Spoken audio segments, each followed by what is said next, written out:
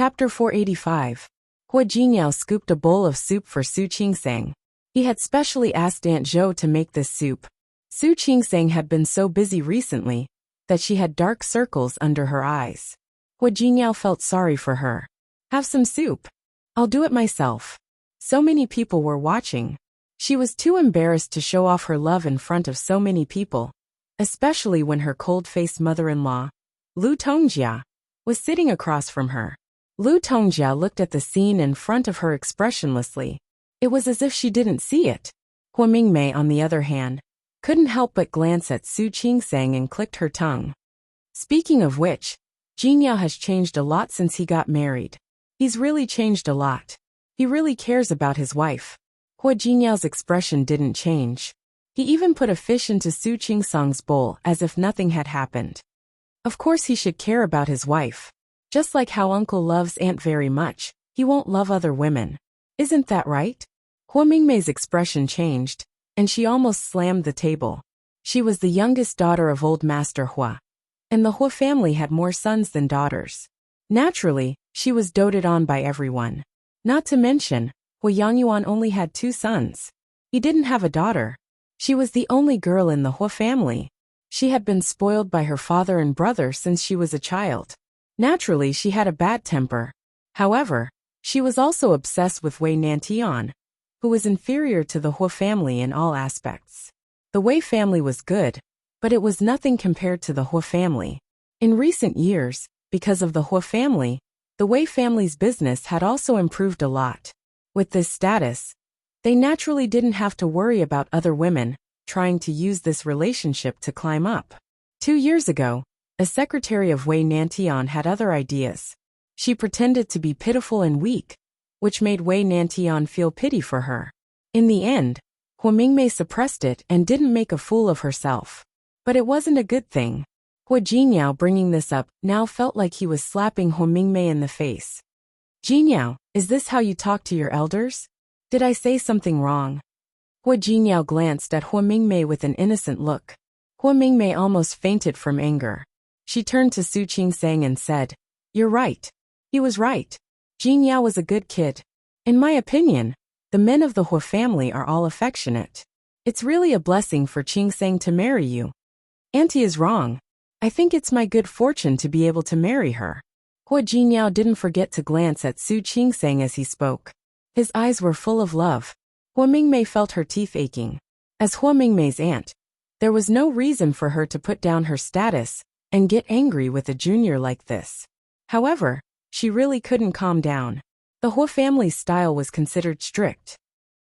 From old Master Hua to Hua Mingguang and his brother, there were private disputes, but in matters between men and women, they were very scrupulous.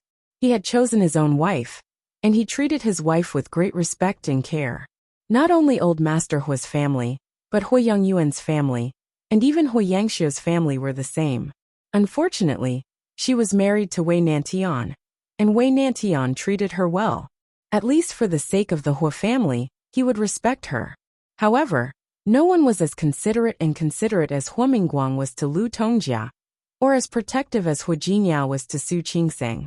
Not to mention what had happened before. It was inevitable that she couldn't hold her head high in front of her parents. She wanted to say more, but Wei Nantian, who was sitting next to her, began to tug at her sleeve again. When she looked up again, she found that old Master Hua's face was a little gloomy. Hua Mingmei stopped talking. She could show off in the Wei family only because of her parents. If she made old Master Hua unhappy, her good days would come to an end. With that in mind, Hua Mingmei stopped talking about what she had just said. Hua Mingliang, who had been sitting quietly and eating, didn't seem to see what was happening. On the contrary, Hua Yifan and Hua Yang felt that the show was not enough because of Hua Mingmei's weak fighting ability. All right, all of you are blessed. I think you should hurry up and give birth to a chubby boy. Then your grandfather will be happy. It would be a great blessing to have 4 generations under one roof. Old Master Hua liked to hear this. He looked at Su Qingsang and became more and more peaceful. Hua Mingmei felt indignant, because old Master Hua obviously valued her. She glanced at Su Qingsang's belly and said, "Su Qingsang and Jinyao have been married for more than half a year, right? Why hasn't there been any news yet? Do you not plan to have children, or? Of course I plan to have children. Hua Jingyao immediately saw Su Qingsang's expression change.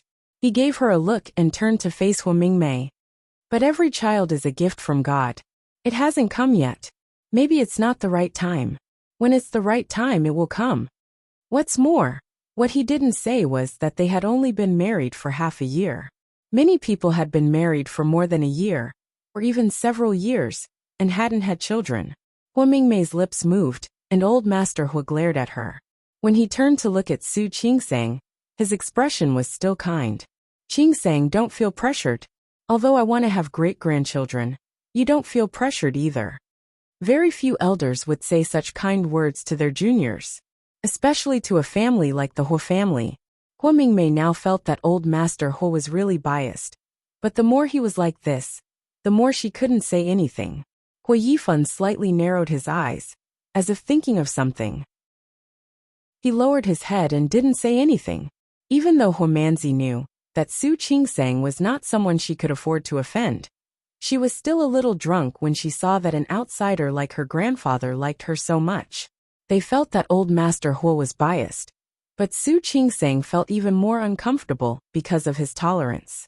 Speaking of which, she really didn't plan to have children in a short period of time, but looking at old Master Hua like this, she always felt that she was lying to him, which made her very uncomfortable. This mood lasted until the evening. This week, Su Qingsang had been on duty for a few days, and her period had come. Hua Jingyao hadn't been intimate with her for a few days. As soon as he held her in his arms, he noticed that she was not in a good mood. What's wrong? Su Qingsang looked at him and didn't know what to say. After thinking about it, she told him the truth. Hua Jingyao, why do I feel that I'm a little sorry for Grandpa? Why do you think that? Grandpa is old, and he wants to have great-grandchildren. But now what are you thinking? Don't worry. Grandpa is just saying, if you really don't have children, he won't beat you up. Hua Jingyao. She was serious. She wasn't a person who couldn't tell good from bad. Old Master Hua had been protecting her since she entered the Hua family. Although she hadn't known him for a long time, she knew that old Master Hua truly loved her, and Hua Jingyao. However, she lied to old Master Hua, which made her feel very guilty. Hua Jingyao hadn't realized that Su Qingsang was so thoughtful before. Now that he saw it, he actually felt that it was quite fun. I told you Grandpa really won't mind. Hua Jingyao was afraid that she wouldn't believe him, so he added, Grandpa is not young anymore. His health isn't as good as it used to be. But other than his blood pressure being a little high, he doesn't have any other problems. Don't think too much about it. But, okay, then let me ask you, do you want to have children now? Hua Jingyao looked into her eyes and asked very seriously. Su Qingsang pursed her lips into a straight line, and there was a hint of hesitation on her beautiful face. After struggling for nearly a minute, she shook her head gently. No. Hua Jingyao, don't be angry. Hua Jingyao, don't be angry. I really don't want to have children now. Not to mention that her work had just improved. It was time for her to show off her skills. Even the shadow in her heart hadn't been completely eliminated. If that's the case, then isn't it settled? Hua Jingyao held her waist in his arms, lowered his head and kissed her face. I've said it before. If you don't want to have children, then don't. This is your right. You don't have to worry about it. If you think you're not ready, then we'll wait for you to be ready. In her eyes, these were big things, but in his eyes, they were small things. More importantly, Hua Jingyao wasn't ready yet. He didn't know how to be a good father. Su Qingsang blinked at him. She had always known that Hua Jingyao was handsome, but for the first time, she felt that he was tall and powerful in her heart. He was like a mountain that she could rely on. She couldn't help but raise her head to kiss his lips, and at the same time, she put her hands around his neck. It was an extremely rare experience for Hua Jingyao to have his wife take the initiative. It was also very interesting to let the other party take the initiative occasionally. However, Hua Jingyao wasn't satisfied with this. It was rare for his wife to take the initiative, so of course, he had to take the opportunity to fight for more rights for himself. That night, naturally, was filled with red waves and boundless spring scenery. The next day was Saturday. Su Qingseng rarely had a rest today, although she was tortured by Hua Jingyao yesterday. Usually, as long as she was at the Hua family, she would definitely go downstairs to accompany Old Master Hua. The weather in Rong City hadn't warmed up yet. Old Master Hua's health wasn't very good, but he still wore a cotton Tai Chi suit and practiced boxing outside. Su Qingseng put on a down jacket and followed him out to stand beside him. "Grandpa." "Morning." "Morning." Old Master Hua was especially pleased to see Su Qingseng. He smiled at her and said, "Why are you wearing so much? How do you practice boxing?" "It's okay. This is a thin style. It can be moved." Su Qingseng gestured 2 movements as she spoke. Old Master Hua smiled and said, "Okay, do it again as I taught you last time. Let me see." "Okay." Su Qingseng didn't hesitate. She moved her limbs and then began to practice. Old Master Hua looked at her and nodded repeatedly. "Not bad, not bad. Although the strength is a little lacking, the movements are correct." "Thank you, Grandpa." As Su Qingseng spoke, she learned the new movements from Old Master Hua. Then, Old Master Hua pointed out her shortcomings and said that she didn't have enough strength. Her punches really didn't have much strength. It couldn't be helped. Hua Jinyao's physical strength was too good. It was already her strength that she could get up in the morning. After practicing boxing, she followed Old Master Hua into the house. Aunt Zhou had already prepared breakfast. Su Qingseng and Old Master Hua went to their respective rooms to wash up, and then went downstairs again. However, as soon as she came down, she saw Lu Tongjia sitting there with a cold face. When she saw her, her face became even more gloomy.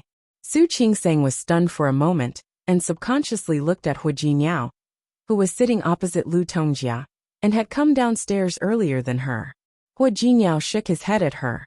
Su Qingseng calmed down and thought that Hua Jingyao meant that it was okay. However, she didn't know that Hua Jingyao also didn't know what Lu Tongjia was going to do. It was cold outside, and the water in the pool was frozen. He wanted to swim in the Hua family's indoor pool. After swimming, he went to the gym for a while. When he came back after a shower, he found Lu Tongjia sitting on the sofa in the living room with a cold face. When she saw him, she asked him to sit down. Therefore, he didn't know what Lu Tongjia wanted to do. He looked at Hua Mingguang, who was sitting next to Lu Tongjia. He seemed to be confused as well. "Mom, if you have something to say, just say it." Hua Jingyao's tone was calm.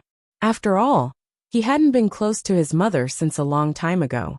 Today was Saturday, but it didn't mean that he had nothing to do. Lu Tongjia looked upstairs and said, "Don't rush. We have to wait until everyone is here before we talk." As she spoke, she didn't forget to glare at Hua Jingyao. That look really made Hua Jingyao feel uncomfortable. He was about to ask Lu Tongjia what she wanted, but Su Qingseng and Old Master Hua had already come downstairs. "Why are you all sitting here? Don't you want breakfast?"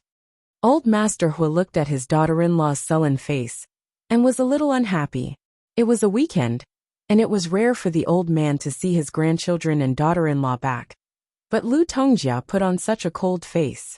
Even though he knew that Lu Tongjia didn't come for him, it was enough to make Old Master Hua unhappy. "Dad, breakfast can wait, but I have to make it clear now." As she spoke, Lu Tongjia stood up and walked over to help Old Master Hua. He waved his hand. He wasn't that weak yet. Sitting down on the sofa, Old Master Hua's voice was very soft. "Tell me what's the matter?" Lu Tongjia was about to speak, but when she saw Su Qingseng sitting with Hua Jingyao, the dissatisfaction in her eyes became more intense. However, not only was Old Master Hua looking at her, but even Hua Mingguang was looking at her. He really didn't understand what she wanted to say. "Dad." Lu Tongjia finally turned her eyes back to Old Master Hua. "Speaking of which, I have seen how you have treated Jingyao all these years. I know that you love him the most." This was the truth. As the eldest grandson of the Hua family, Hua Jingyao had been smart and handsome since he was a child. He was especially calm. Ever since he took over the Tianyu group, he had almost never done anything that people would find fault with. Chapter 486. Not to mention the fact that Hua Jingyao had married a daughter-in-law that she didn't like. She didn't like any of the things that had happened after the marriage. She didn't like Su Qingsong's family background at first. She didn't like Su Qingsong's illegitimate daughter. So what if she was Su Qinghui and Li Qinshua's daughter? With a father like that, how much scheming could Su Qingsang have done? How many tricks did she use to make Hu Jiniao marry her?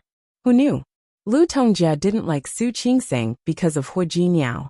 Lu Tongjia sighed and said helplessly, "Dad, I always said that you spoiled him. You didn't believe me. Now he's getting older, and he's getting more and more out of control." She said all this, but didn't say what Hu Jiniao had done. No matter how patient old Master Hu was, he was running out of patience. Just say it. Don't beat around the bush. Su Qingsang and Hu Jiniao looked at Lu Tongjia. Hu Jiniao's first reaction was that Lu Tongjia was going to make a fuss about Su Qingsong's father. Fortunately, he had told his grandfather about it. He wasn't afraid that his grandfather would be unhappy. Moreover, it was Su Qinghui's doing. What did it have to do with Su Qingsang? Dad. Lu Tongjia thought of what Hu Mingmei had said to her last night, and her lips curled into a mocking smile.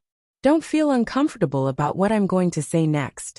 Lu Tongjia glanced at Hu Jiniao with dissatisfaction in her eyes. Look at Jiniao. What did you say yesterday? This child is a gift from God. A gift from God. I really thought that he wanted to have a chubby boy to satisfy your wish to have a great-grandson. But now I realize that it's a gift from God. It turns out that he never intended to have a child. Hua Mingguang and Old Master Hu both looked at Hu Jiniao. Hu Jiniao and Su Qingsang were stunned at the same time. They didn't expect Lu Tongjia to say this. Dad. This morning, Xiaojiang went to clean up their room and told me something. I didn't know until now that they were using contraception.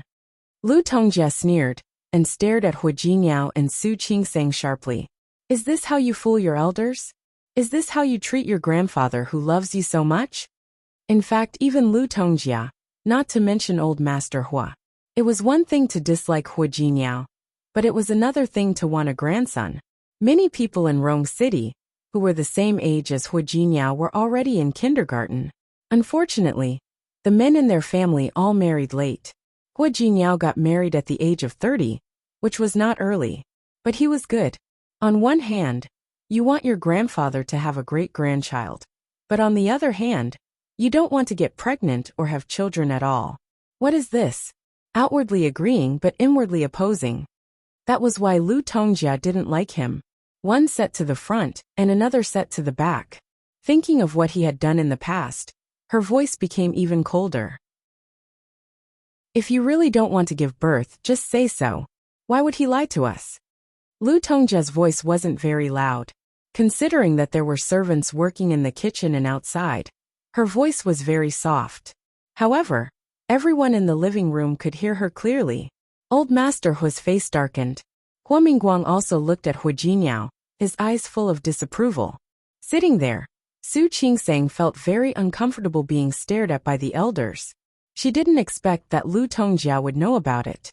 She already felt a little guilty about Old Master Hua, and now she didn't know what to say. Feeling guilty, she was a little stiff and uncomfortable.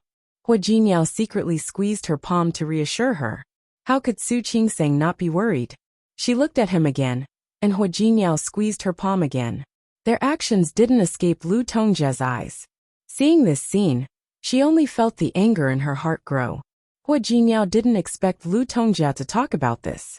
Looking at the blame in the eyes of the three elders, he pursed his lips. I don't want to have children, because I'm not ready to be a father. You're not ready to be a father? Lu Tongjia chuckled. Are you not ready, or is she not ready? I'm not ready. Hu Jiniao didn't mind letting Lu Tongjia know. Mom, it's my decision not to have children. You don't have to drag Qingsang into this. Did I drag her into this? Did he think she was blind? Couldn't she see the little action between the two of them just now? I said it was my decision not to have children. Hu Jiniao didn't look good, and Lu Tongjia looked even worse. Okay.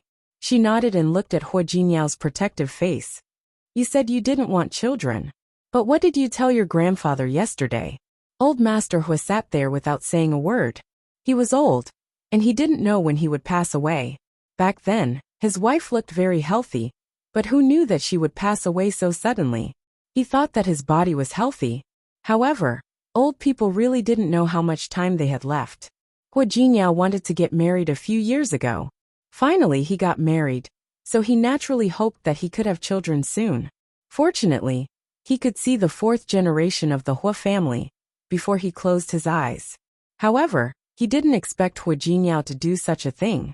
Not only did old Master Hua look serious, but Hua Mingguang also looked a little unhappy because of what Hua Jingyao had done.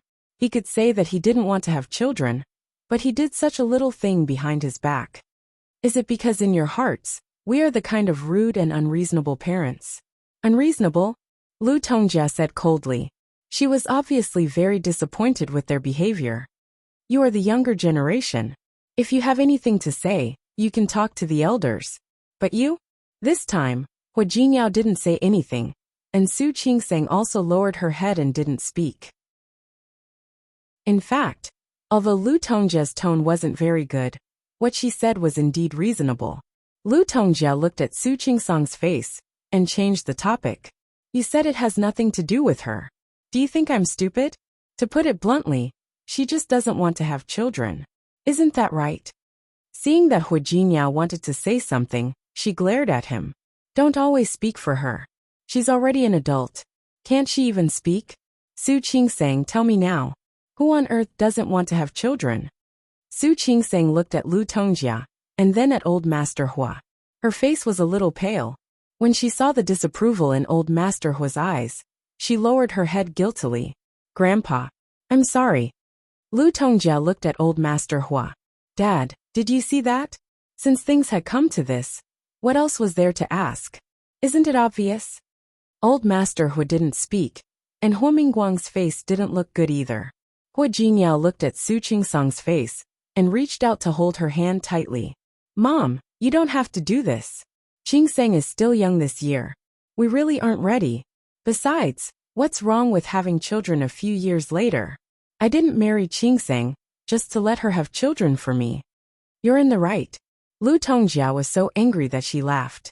She's young, but are we young? You really didn't marry her to let her have children for you.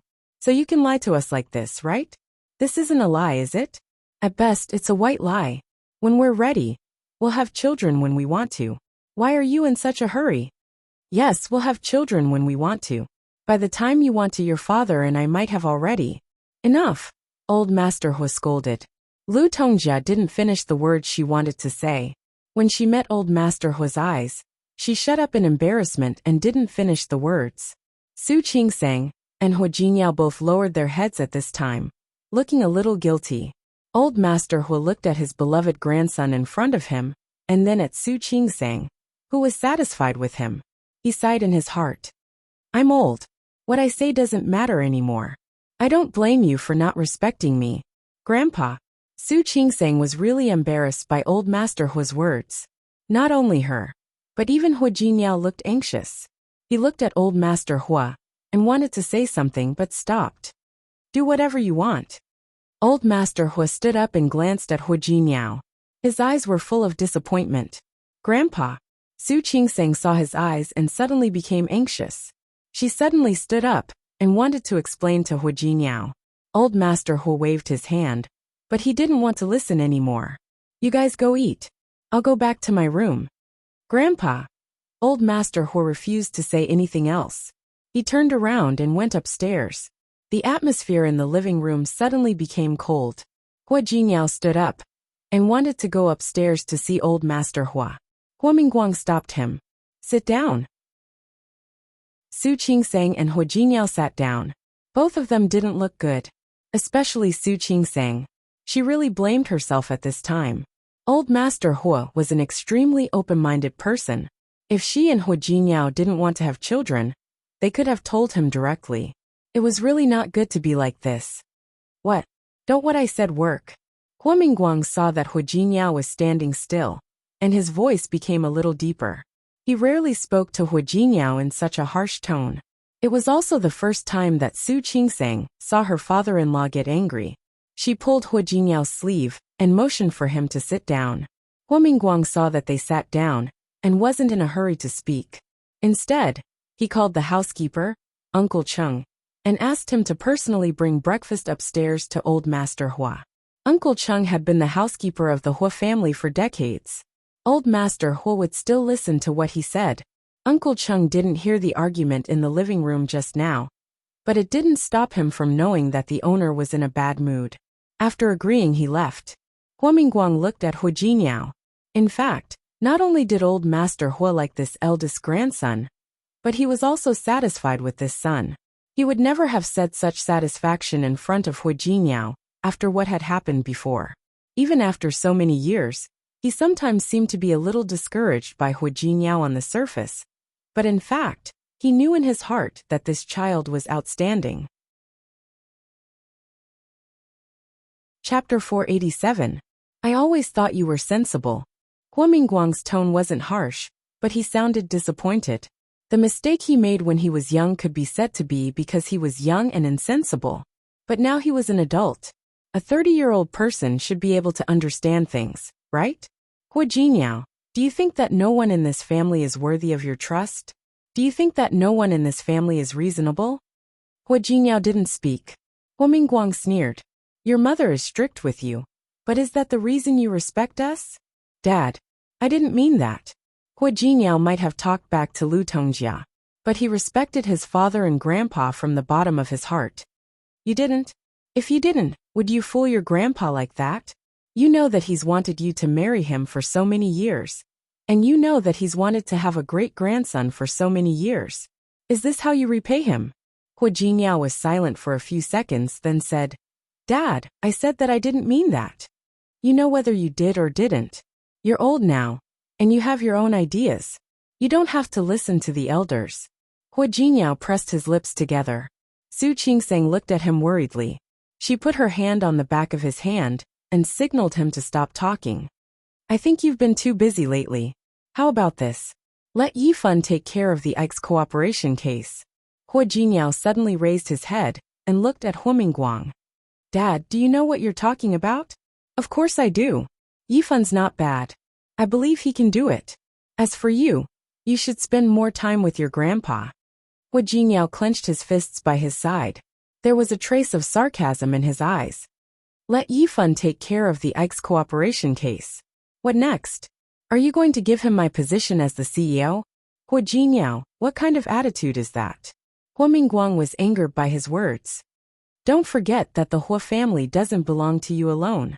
It doesn't even belong to me alone. I'm the chairman now. I have the right to arrange your work. Hua Mingguang was nothing more than the eldest son of the family. Therefore, it was only natural that Tianyu Group would be handed over to him after old Master Hua. However, Tianyu Group didn't belong to Hua Mingguang alone. It was founded by old Master Hua. As old Master Hua's other child, Hua Mingliang was also a part of it. Su Qingseng didn't expect so many things to happen, just because they didn't want to have a child so soon. She was also stunned for a moment. She turned to look at Hua Jiniao with obvious worry in her eyes. But now that Hua Mingguang and Lu Tongjia were here, she didn't even know what to say to comfort him. Hua Jiniao stood up. His back was straight. He looked at Lu Tongjia and Hua Mingguang. Finally, he turned to look at Lu Tongjia. Mom, this is what you want, right? He asked Hua Yifan to share his workload. This was the first step. What was next? Weaken his authority in Tianyu Group? Slowly hand over Tianyu Group to Hua Yifan? Hua Jiniao, what kind of attitude is that? Lu Tongjia was angered by his words. You lied to your elders and played us around. You're still in the right, aren't you? Qingseng and I just don't want to have children at this stage. But it doesn't mean that we won't have children in the future. Mom, you really don't have to overreact. Is this a matter of whether you have children or not? This is a matter of the two of you not lying to your elders and trying to fool us. Lu Tongjia glared at Hua Jiniao. I never care about the company's affairs. This is Dad's decision. I think it's a good decision now. You've been acting more and more out of control recently. I think it's time for you to calm down and sober up. Even if your grandfather was here, I believe he would agree. Hua Jiniao clenched his fist so tightly that blue veins popped out on the back of his hands. Looking at the stern look on Lu Tongjia's face, he suddenly smiled. The Ike's cooperation case, right? No problem.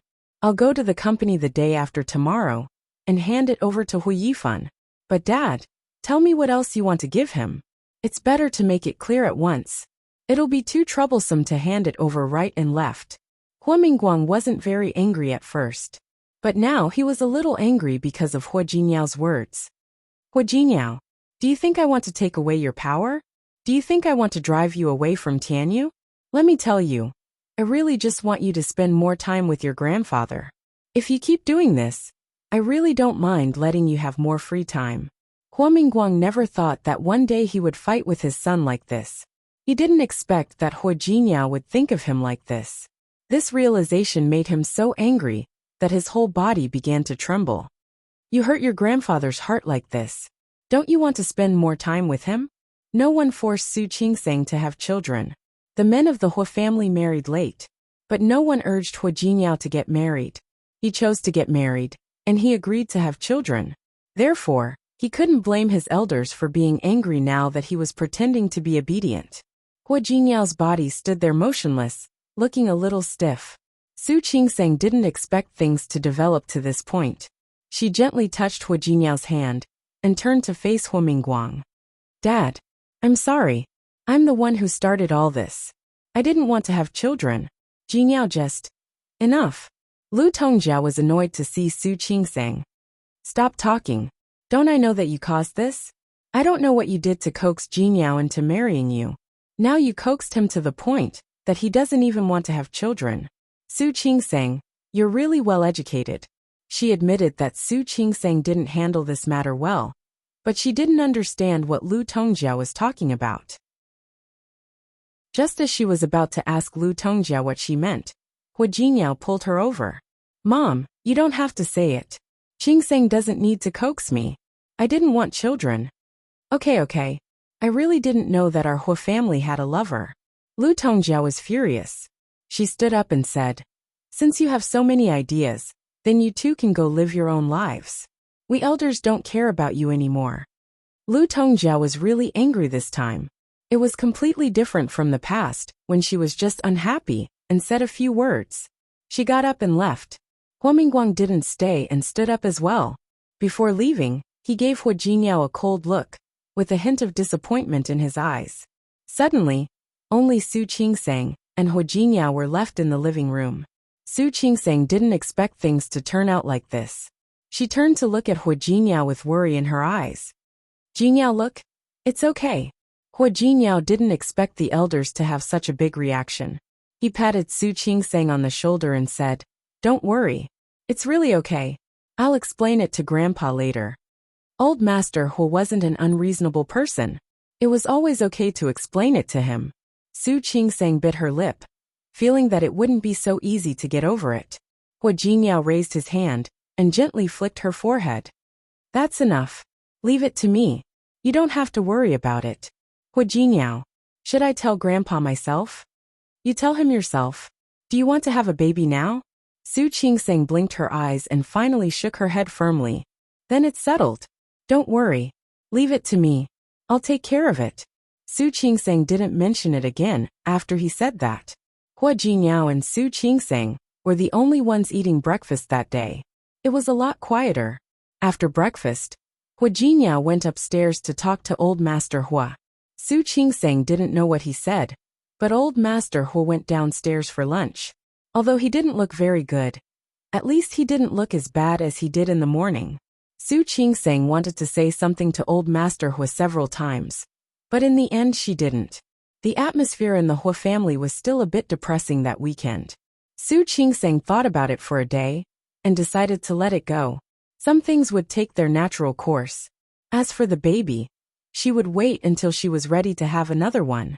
On one side of Hua Jinyao's office stood a small team of people who worked with him.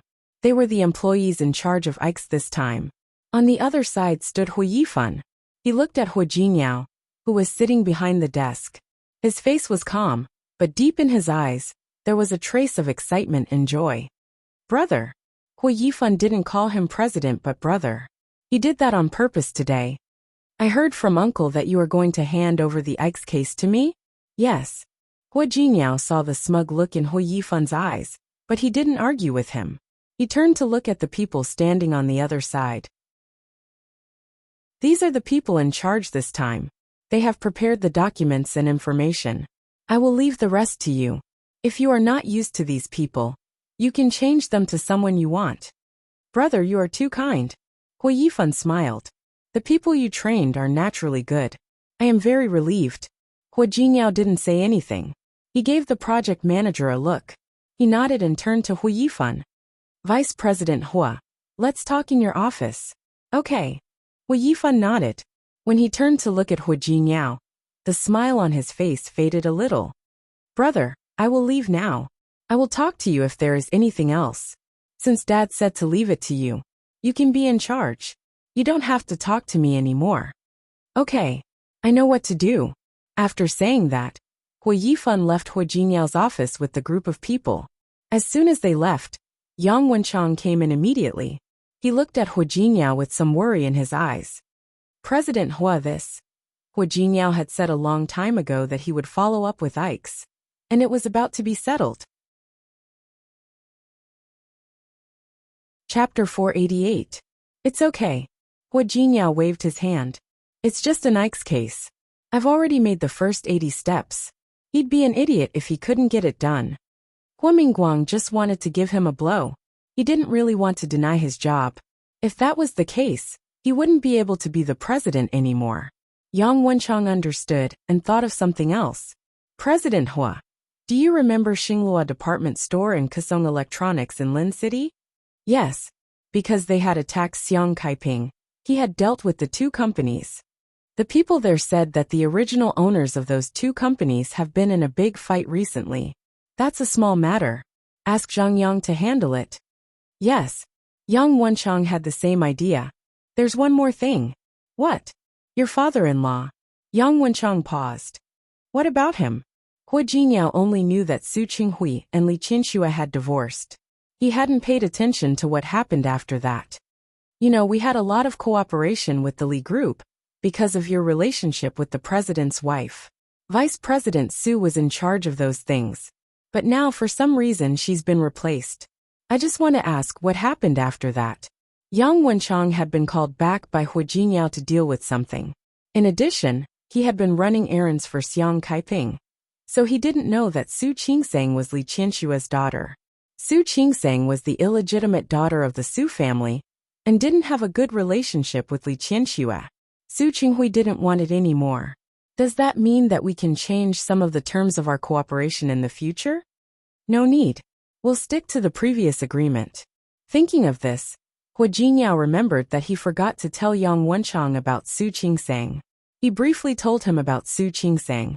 Looking at Yang Wenchang's shocked face, Hu Jiniao thought of Li Qinshue's reaction after she recognized Su Qingsang. Remember, we'll be working with the Li Group for a long time. Therefore, the cooperation with the Li Corporation should be based on the original terms. Cooperation was a win-win situation. It would be best if everyone could be happy. Yes, I got it. Hearing this, Yang Wenchang understood. Looking at Hu Jiniao's attitude, he knew how to treat Li Qianxue and the Li Group in the future. Su Qingsang had lunch with Li Ting at noon.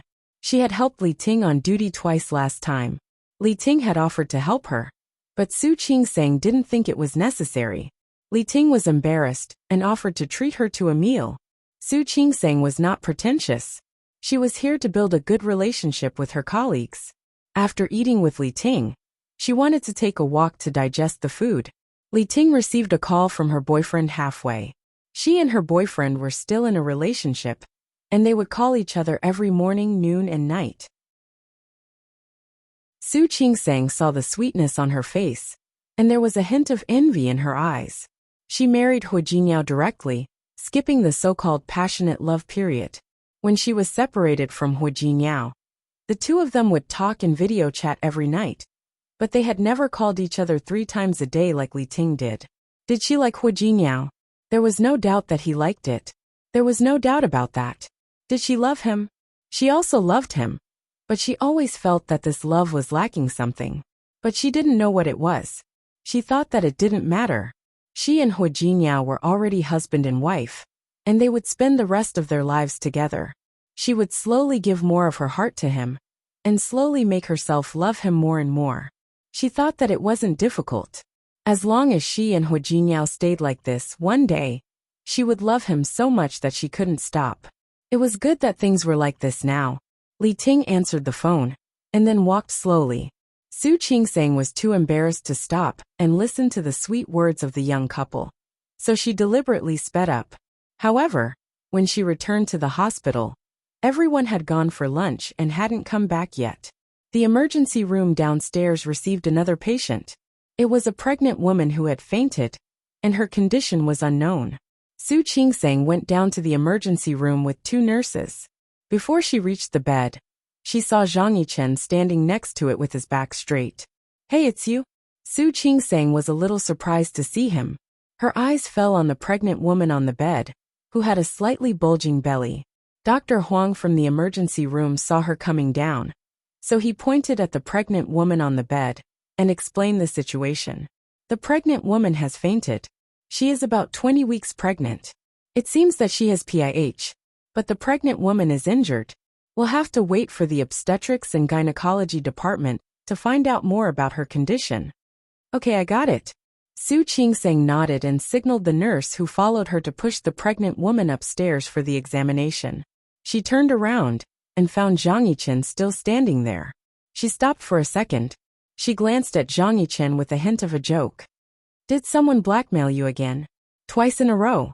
He was too lucky, wasn't he?" "No." Zhang Yichen didn't look as relaxed as Su Qingsang. "I was driving on Haud Road when I saw her being beaten. I got out of the car to stop it and she fainted." Zhang Yichen didn't mention how he taught the man who hit the pregnant woman a lesson, and how the man ran away while cursing. "I see."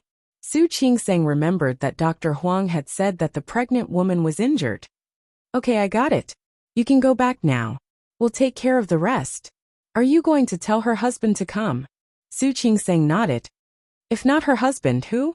It seems that the man who hit her is her husband."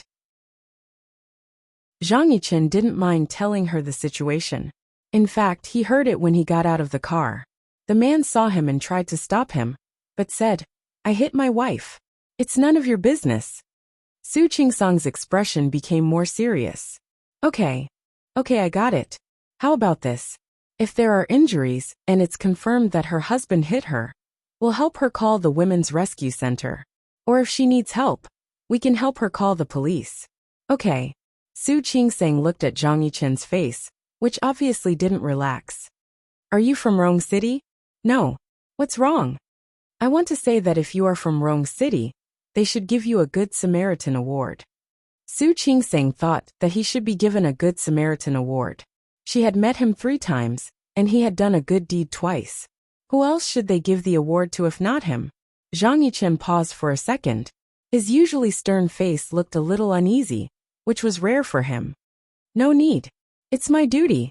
He was a soldier of the people, so it was his duty to do these things. However, Su Qingsang misunderstood him. She had always thought that he was a policeman. He was a policeman, so it was his duty to do good deeds. "Okay. I'll go check her. Help yourself." "Okay. Thank you." "Not at all. It's my duty." Su Qingsang told him what he had just said. Zhang Yichen was stunned for a second. Looking at Su Qingsang's back, a faint smile appeared on his face again. Su Peijian looked at the office in front of her dissatisfied. This office was much smaller than her one in the Li group. She thought about Xiang Caiping's villa and this office. She really thought that Xiang Caiping was stingy. Speaking of which, she had been with Xiang Caiping for nearly half a month. Finally, Xiang Caiping let her manage the 2 supermarket chains under her name. Su Peijian thought so, but she didn't know that Xiang Caiping let her rest for a while before bringing her here, because she didn't want her to be too tired. Previously, Xiang Caiping thought that she was old and wanted to go to Lin City to find her daughter. The 2 supermarkets were managed by professional managers, and she was only responsible for collecting dividends. Now that her daughter was back, she didn't want Su Peijian to work for someone else. Naturally, she had to take over. She had been working for a long time. Last week, Xiang Caiping brought her here and introduced her to some of the old employees who had worked hard with Xiang Caiping. Later, Xiang Caiping asked those employees to take care of Su Peijian. All of Xiang Caiping's kindness was unnecessary in Su Peijian's eyes. Why did she need those old employees to take care of her? They should take care of themselves first. She was the boss. Since when did those people get to take care of her? Thinking of this, Su Peijian began to feel that Xiang Caiping was stingy again. She still remembered how Li Qianxue was so powerful in the company.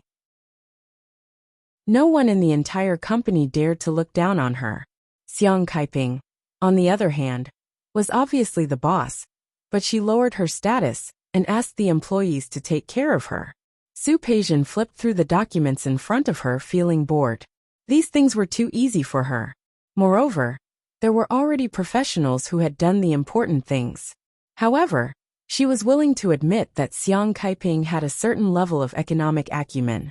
Most of the goods in her supermarkets were negotiated with the factories one by one, skipping the distributors. Therefore, the prices were more advantageous than ordinary supermarkets.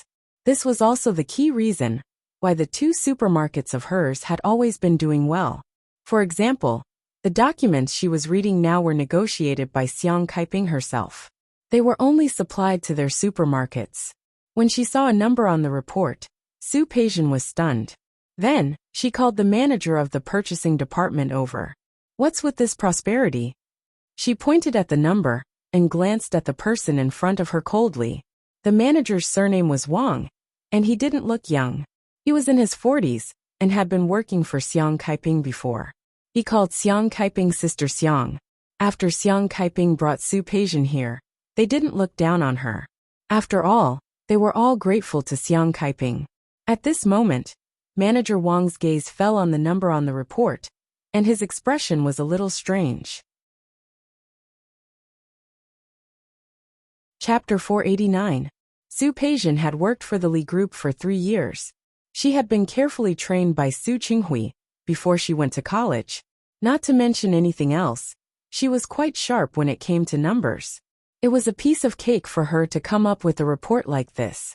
After all, compared to the Li Group, the two supermarket chains were nothing. Mr. Su. Manager Wang had been working for Xiang Caiping and was very close to her. Now that he saw Su Peijian, he didn't look down on her. The boss of Xingxing is he. He set the price last month. He said the price of raw materials increased. Xingxing produced office supplies, and all the paper-related products had increased the price this time. What kind of raw materials can increase the price by 10%? Are you blind? He didn't just mention paper-related products. He also mentioned other products that had nothing to do with paper. How dare you give me such data? What? Did he think she was easy to fool because she was new? Mr. Su, it's not our fault.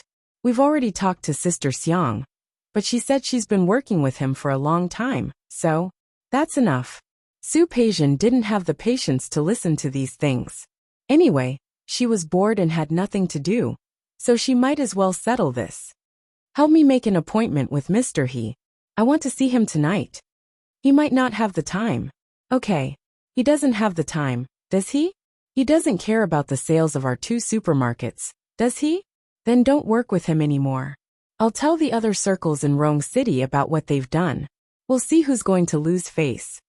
Hearing Su Peijian's words, Manager Wang didn't insist anymore. He turned around and went to contact the boss of Xingxing for her. He told her that the boss was free that night and asked her to meet him at Xiangshan Restaurant. After entering Xiangshan Restaurant, Su Peijian looked much better than before. Xiangshan Restaurant was almost as good as Chaowen Courtyard in Lin City. He followed Manager Wang upstairs. It didn't take long before He Xingxian arrived. The boss of Xingxing was called He Xingxian. He was a middle-aged man in his 40s. He was slightly plump and looked friendly when he smiled. However, his small eyes were shrewd. Su Peijian had interacted with many people in Lin City. She didn't care about such a man. When they met, Manager Wang introduced them to each other. They chatted for a while before sitting down. Su Peijian went straight to the point. She was not in the mood to talk to a man who was nothing to her. Boss He, I'm a very straightforward person. If I have something to say, I'll just say it. I'm not very satisfied with your company's offer this time. After all, we've been working with Mr. He for a long time. Boss He doesn't seem to be very kind right now. It's hard to do business now. The price of raw materials has risen, and it's changing every day. There's nothing we can do. Of course, He Xingxian wouldn't give in. Su Peijian's brows furrowed. She was obviously dissatisfied with the situation in front of her. However, no matter how dissatisfied she was, she wouldn't show it on her face. She kept a smile on her face and continued to socialize with He Xingxian. Speaking of which, this was another point that she could not accept. Previously in Lin City, which company did not rush to cooperate with the Li Corporation? When had she ever humbled herself like this? However, He Xingxian looked easy to talk to, but he was actually very shrewd. After talking for a long time without any results, Su Pei really wanted to lose her temper. The waiter began to serve the dishes, and the door of the private room opened. 2 waiters walked in. It was also at this time that Su Peijian saw a flash of a figure outside. She saw it, and so did He Xingxian. He stood up abruptly. "Excuse me." He ignored Su Peijian and walked straight out of the private room. Manager Wang had been sitting at the side like a decoration and hadn't said much. However, in the blink of an eye, he also saw the person outside. He looked very familiar, but he couldn't remember where he had seen him before. President Hua. He Xingxian never expected to meet Hua Jingyao here. When he saw him just now, he ran out very eagerly. President Hua. Hua Jingyao stopped and looked at the man in front of him. He couldn't remember who he was for a moment. "You are?" "President Hua, people of high status have short memories. You don't know me. I'm He Xingxian from Xingxing Office Supplies. I've discussed cooperation with your company before." Tianyu Group had tens of thousands of employees and dozens of branch companies. If they could get the supply of office supplies from Tianyu Group, not to mention the profits, Xingxing would definitely rise to a higher level in Rong City. "President Hua, this is my business card. I've contacted Manager Zhang of your company before, but..." "Then keep in touch with him." Hua Jingyao didn't need to worry about small things like purchasing office supplies. "Of course I wouldn't dare to trouble you, President Hua." He Xingxian smiled flatteringly. "But President Hua, when Manager Zhang mentions it, can you seriously consider it? I can guarantee that our company's products are absolutely high quality, and the prices are absolutely reasonable." "All right, I understand." Hua Jingyao had an appointment with someone today, so he really didn't have time to talk to He Xingxian here. Okay, go do what you need to do."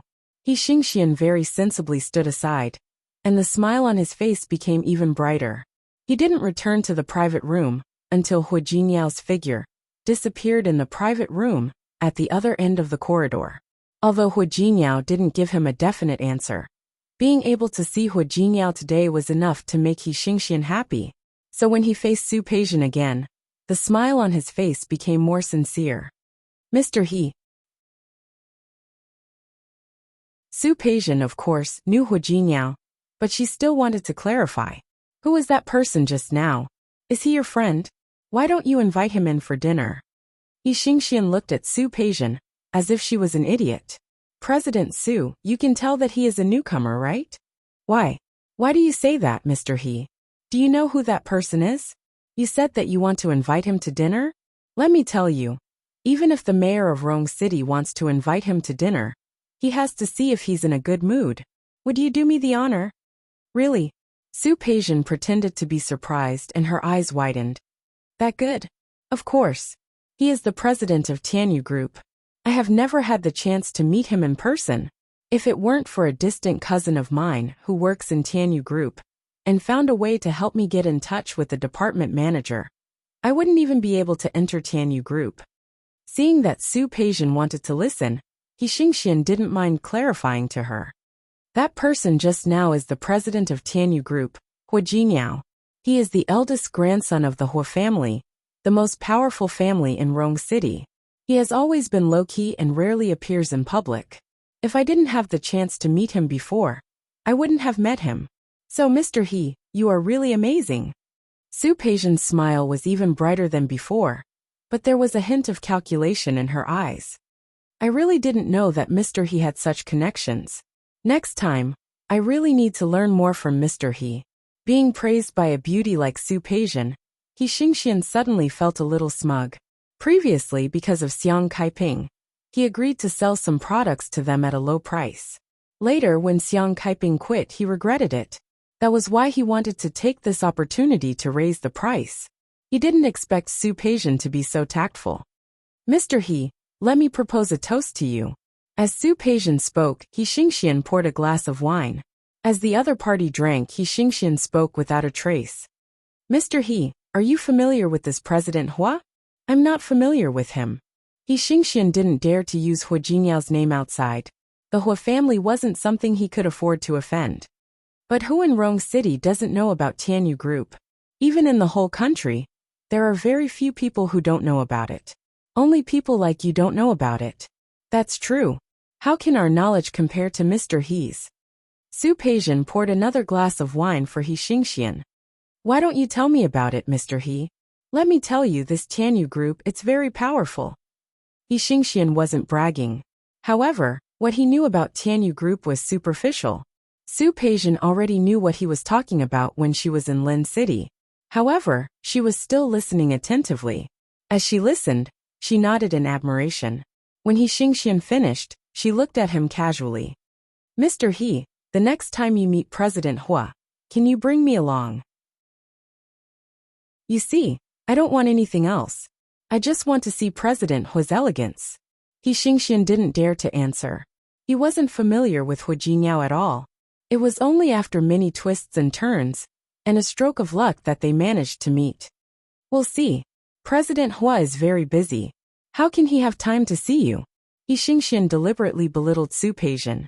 He wouldn't admit that he couldn't get an appointment with Hua Jinyao at all. Su Peijian's expression was very ugly, but she forced herself to calm down. Yes, we are small people. Naturally, we can't meet the big president. But isn't there Mr. He? When the time comes, we can bask in your glory. This flattery made He Xingxian feel very comfortable. He drank another 2 glasses of wine. He waved his hand. What's wrong with that? I'll let you know the next time I go to Tianyu Group.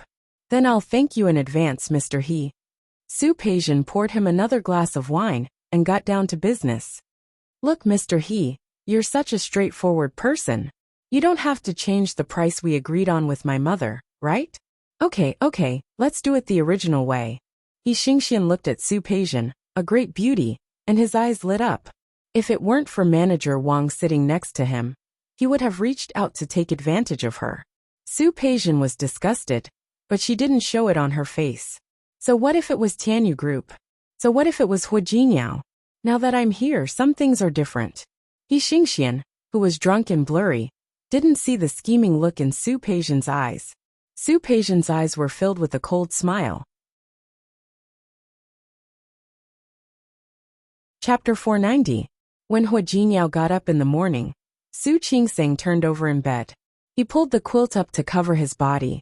Hua Jinyao watched her wrap herself up like a dumpling. He reached out and pressed her shoulder. You're not getting up? I'm not getting up. Su Qingseng sounded sleepy. She was on the night shift last night, and it was already late when she came back. It just so happened that Hua Jinyao had a business meeting yesterday and came back around the same time as her. He had always been very restrained when socializing outside, but it was inevitable that he would drink a little. Under the influence of alcohol, the two of them fooled around for a while. Su Qingseng didn't have to go to work today, so she didn't want to get up so early. Hua Jinyao looked at Su Qingseng, who was wrapped in the quilt, and suddenly felt his heart soften. He leaned over and kissed her on the forehead. Then sleep a little longer. Remember to get up for dinner later. Skipping breakfast is not good for your health. Okay. Su Qingseng answered and closed her eyes again. But as soon as she closed her eyes, she opened them again. Hua Jinyao. I'm not going to work today. How about I go see Grandpa? Although old Master Hua wasn't angry about what Lu Tongjia had done last week, Su Qingseng could tell that he was probably unhappy. Su Qingseng knew that old Master Hua was not angry anymore, but she still wanted to explain to him. Hua Jinyao sat by the bed and looked at her. He raised his hand and gently stroked her cheek. Her skin was really good, delicate and smooth. Hua Jinyao. Su Qingseng turned her face to the side to avoid his hand. Let me ask you, should I pick out a gift for Grandpa? What do you think we should give her? With old Master Hua's status, he naturally didn't lack anything. However, Su Qingsang wanted to make the old man happy. Of course, she wanted him to like the gift. Hua Jinyao could see through her at a glance. It's okay. Grandpa is really not angry. In fact, he was also one of the people who didn't want to have children. He hadn't thought about becoming a father at such a young age. Lu Tongjia thought too highly of him by saying that Su Qingsang had instigated it. Was he the kind of person who would listen to a woman's encouragement? He also said the same thing to Old Master Hua. Although Old Master Hua was unhappy, he didn't mention it again after hearing the reason. Therefore, Su Qingsang really didn't need to think about these things anymore. Don't think too much, I'm going to work. Hua Jinyao kissed her again and left for work. He said so, but Su Qingsang couldn't just let it go. She had seen Old Master Hua's attitude toward her since she came to Rong City. Since Hua Jinyao didn't want to tell her, she would think about what to give him. Su Qingsang rarely picked out gifts for her elders. In the past, he had only given gifts to Su Qinghui and Li Qinxue out of respect. After they met, Li Qinxue couldn't wait to give her the best. Even Xiang Kaiping didn't know what to give Old Master Li at the moment. Su Qingsang felt a little conflicted. After leaving the department store, he unknowingly walked to a small road behind the department store. When she came back to her senses and wanted to retreat, she seemed to hear something in the alley beside her. Su Qingsang knew that curiosity killed the cat, so she quickened her steps and was about to walk outside. She didn't expect that the people in the alley would come out at this time. There were two men, one with a crew cut. The moment he saw Su Qingsang, his eyes turned cold. His sharp eyes startled Su Qingsang. She instinctively took a big step back. However, when she saw the man behind the bald man, she resisted the urge to run away. The good young man who did what was right? Zhang Yichen was also surprised to see Su Qingsang. He didn't understand why she was here. He glanced at the man with the crew cut and signaled him to go first. The man looked at Zhang Yichen and said, "She heard it." "I didn't hear it." Su Qingsang hurriedly raised 3 fingers and said, "I just got here. I didn't hear anything." Trying to cover up something only made it more obvious. But Su Qingsang really didn't hear anything. The man with the crew cut became even more worried and took a step forward. Zhang Yichen patted him on the shoulder and said, "Go ahead." She really didn't hear it. The man with the crew cut obviously didn't agree with Zhang Yichen's words, but he didn't think too much about it. He glanced at Su Qingsang one last time. His eyes were full of warning, which made Su Qingsang's body tremble a little. Then he turned around and left. Su Qingsang patted her chest. When she saw Zhang Yichen's face, she trembled again. She pressed her body against the wall behind her. It was still early February, and the temperature was very low. Su Qingsang felt sweat on her back. She thought of the few times she had seen Zhang Yichen before, and he had been nice to her, but that was because he did good things. However, there was no rule in this world that said good people wouldn't do bad things. Looking at Su Qingsang's scared face, Zhang Yichen took 2 steps forward and stood in front of Su Qingsang. It wasn't the weekend, and the weather was still cold. There weren't many people in this alley. Su Qingsang swallowed. When Zhang Yichen stood in front of her, she cleared her throat. "Well, I really didn't hear what you said. It was a beautiful misunderstanding." Su Qingsang wanted to explain more, but Zhang Yichen raised his hand. Su Qingsang was startled. She closed her eyes at once. Then she realized that something was wrong. She quickly opened her eyes. Zhang Yichen's hand was placed on the wall beside her. "You didn't hear me?" Zhang Yichen believed that Su Qingsang didn't hear him. His ears were very sharp. Su Qingsang's footsteps didn't escape his ears. He didn't say anything after hearing someone approaching, so Su Qingsang couldn't have heard anything. However, looking at the woman in front of him, who was no longer calm and composed like she was in the hospital, he had that thought again. The woman in front of him was quite interesting. Su Qingsang. Su Qingsang had her name tag in the hospital, so it was normal for him to know her name. However, this made Su Qingsang even more scared. "Sir, I really didn't hear what you said." She tried to calm herself down. She knew that some perverts would get more excited when they saw others scared. "Can I trouble you to move aside for a moment?" Zhang Yichen didn't move. He stared at Su Qingsang's face, and suddenly lowered his head. Su Qingsang became more and more nervous. Zhang Yichen's face was getting bigger and bigger in front of her. She couldn't help but raise her hand to slap him. However, her hand was caught in midair. Zhang Yichen not only grabbed her hand easily, but also successfully made it so that she couldn't break free. You! Zhang Yichen moved closer to her face again. Su Qingsang was startled. Seeing his face getting bigger and bigger in front of her, she wanted to raise her other hand. However, unfortunately, she was caught by him again. Let go of me. With both of her wrists in his hands, Su Qingsang was at a complete disadvantage. Looking at her surroundings, she really regretted going out alone today. Her phone rang. It was Hu Jiniao. She wanted to answer the phone, but the man was still holding her hand. She tried a few more times, but she couldn't break free no matter how hard she tried. Anger rose in her heart. Su Qingsang's voice became colder. Sir, you'd better let go of me. I'm not someone you can afford to offend. Tianyu Group was quite powerful in Rong City, wasn't it? If this man really dared to do anything, she believed that Hu Jiniao wouldn't go easy on him. Really? Zhang Yichen was about to let go. He just wanted to scare the woman. However, her words made him tighten his grip on her hand that he was about to retract. You're not someone I can afford to offend. Do you know what kind of person I am? Su Qingsang clenched her teeth.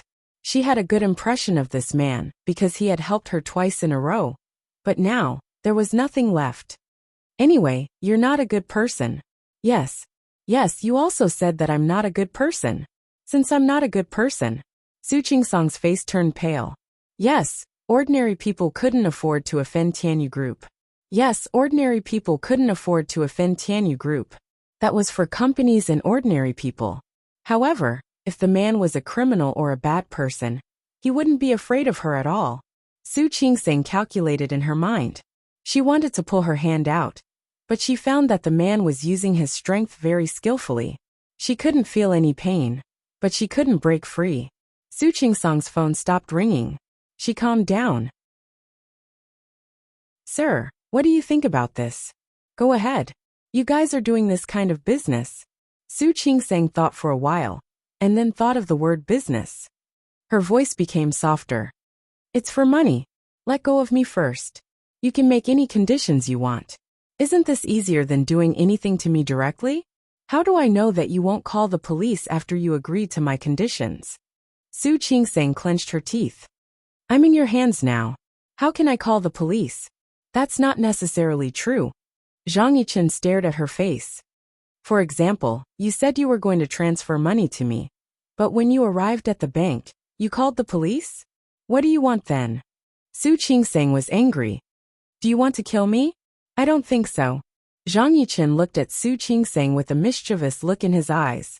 Su Qingsang had a bad feeling. The next second, the man moved his face closer to hers. Su Qingsang was scared. She thought that he was going to do something to her. However, he only stopped his face about 5 centimeters away from hers. He stared at her face, his eyes slightly dim. Woman, curiosity killed the cat. Don't be so curious next time. Su Qingsang didn't dare to move. Looking at the face so close to hers, she had the urge to slap him. Zhang Yichen stared at Su Qingsang's red lips. For a moment, he really wanted to kiss her. However, he didn't like to molest women. He took a step back and let go of her hand.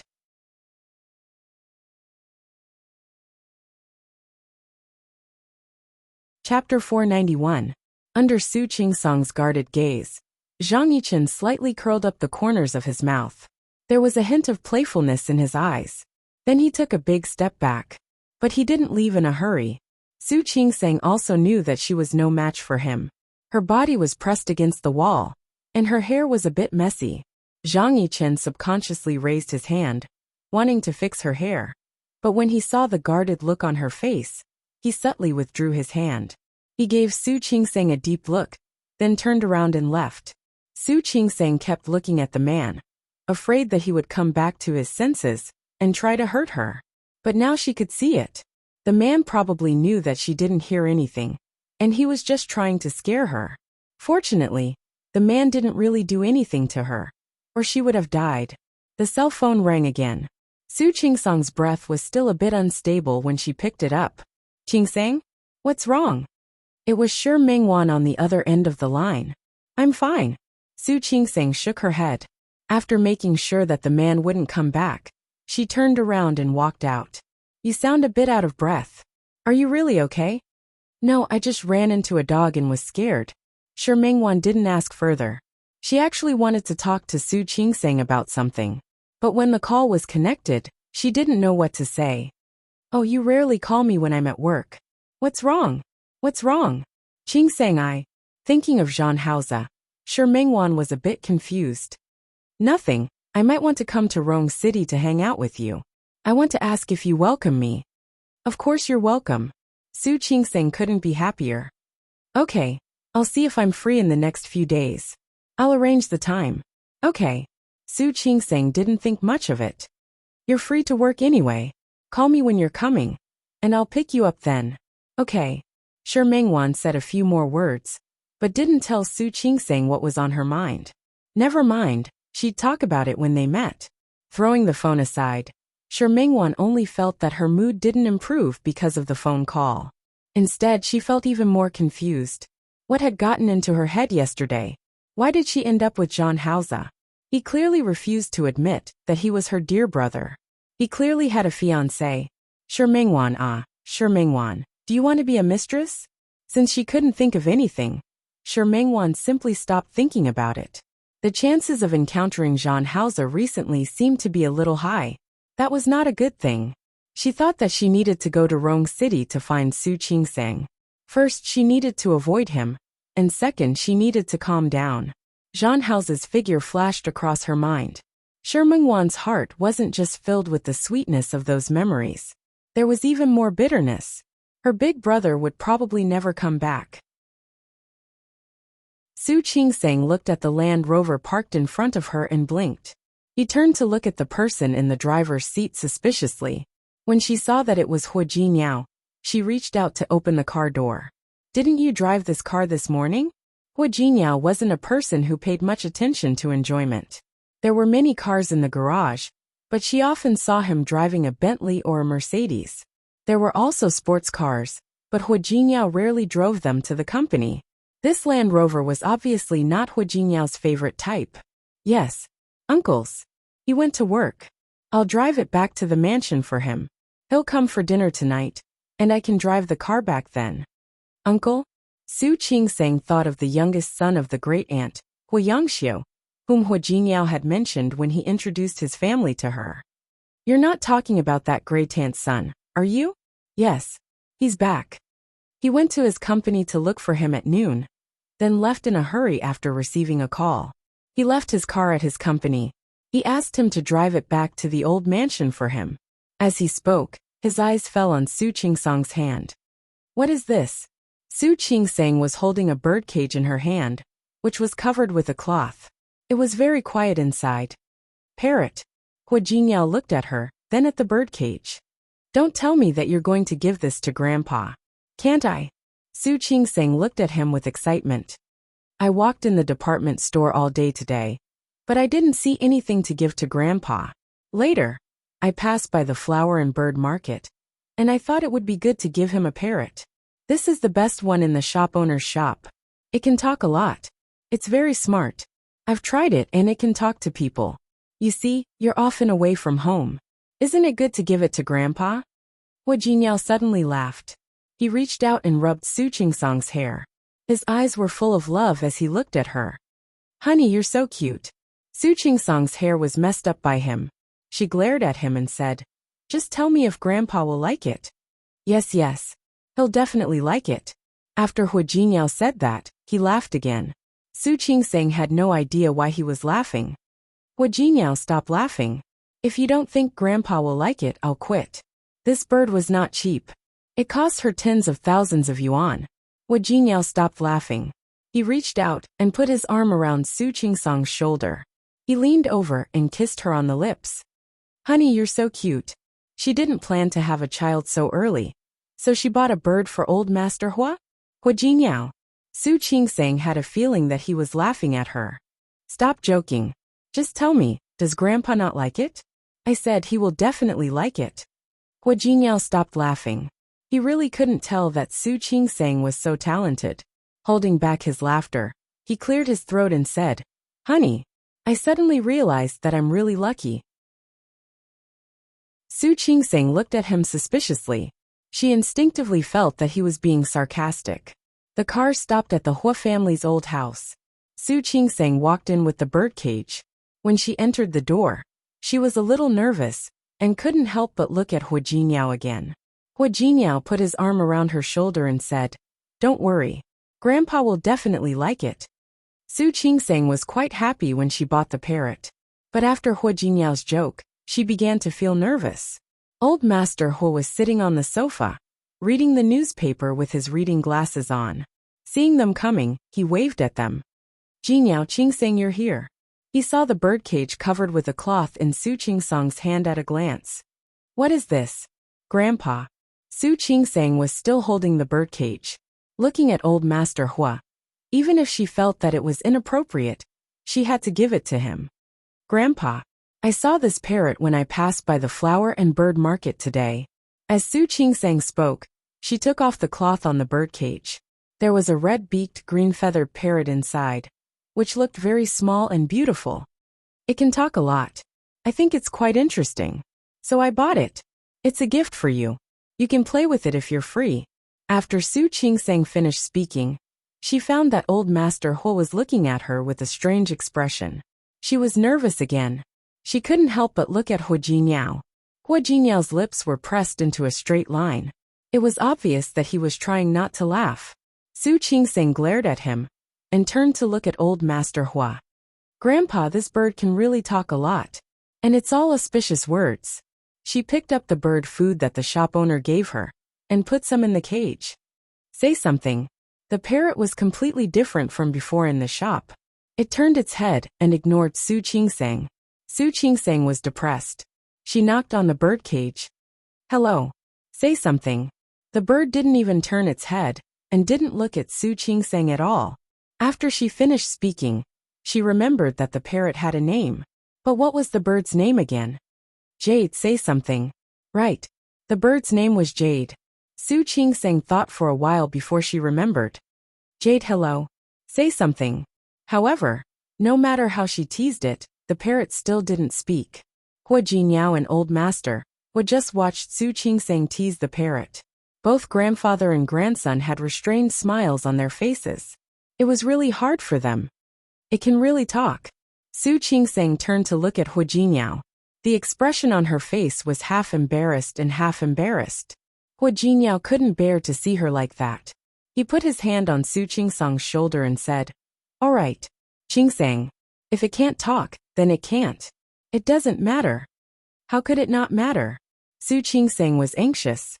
"It can really talk." Okay. It can talk." Hua Jingyao didn't argue with Su Qingsang. He had a feeling that Su Qingsang had been tricked by the boss. Su Qingsang originally wanted to give Old Master Hua a surprise. She didn't expect that the surprise would be gone, and it would become a joke. "Qingsang, sit down."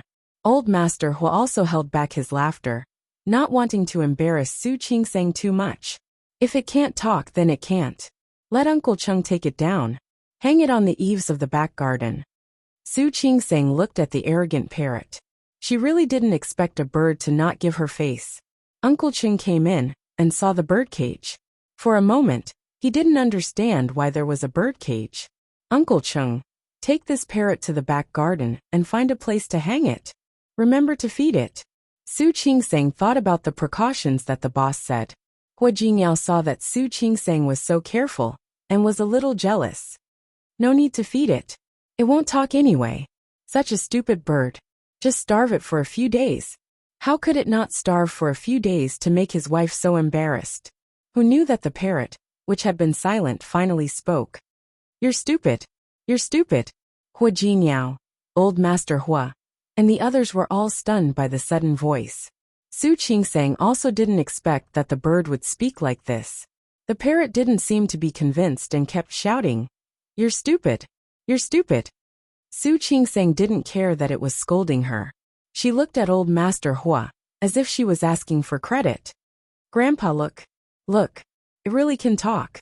Ha ha ha ha. Old Master Hu finally couldn't help but laugh. This granddaughter-in-law was really too interesting.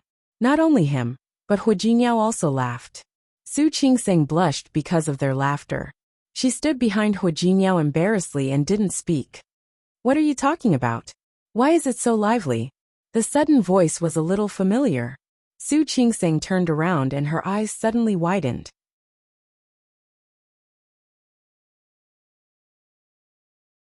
Chapter 492. Old Master Hu was so happy about the gift that Su Qingseng had just given him.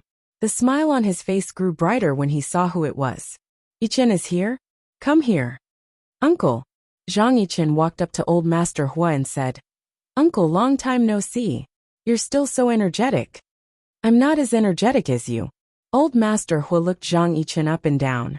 He was in his 30s and had a steady aura about him.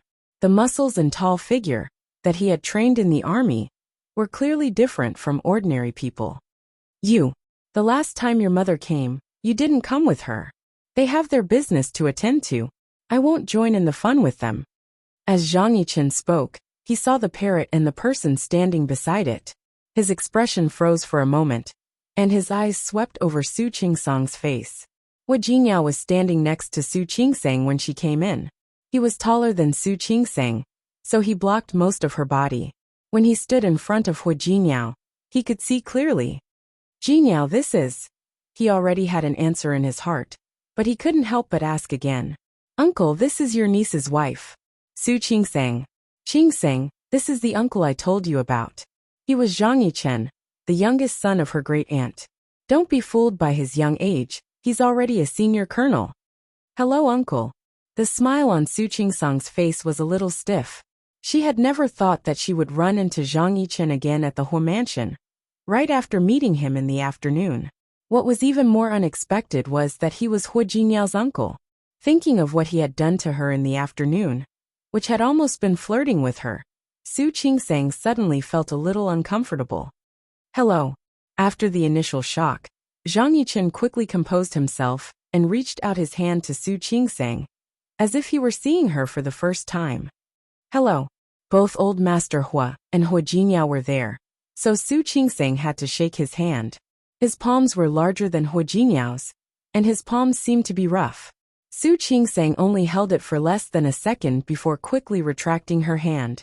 Zhang Yichen glanced at her again because of her movement. I didn't come to Jiniao's wedding. I came in a hurry today. He didn't prepare a greeting gift.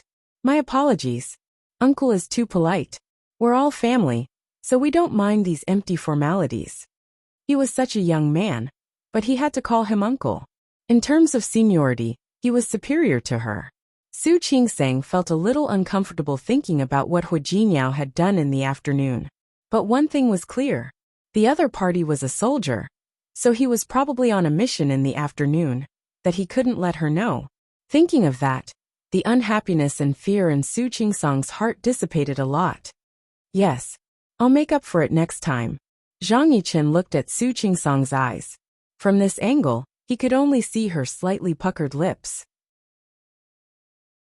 Thinking about the two of them being so close to each other in the afternoon, he felt his throat tighten.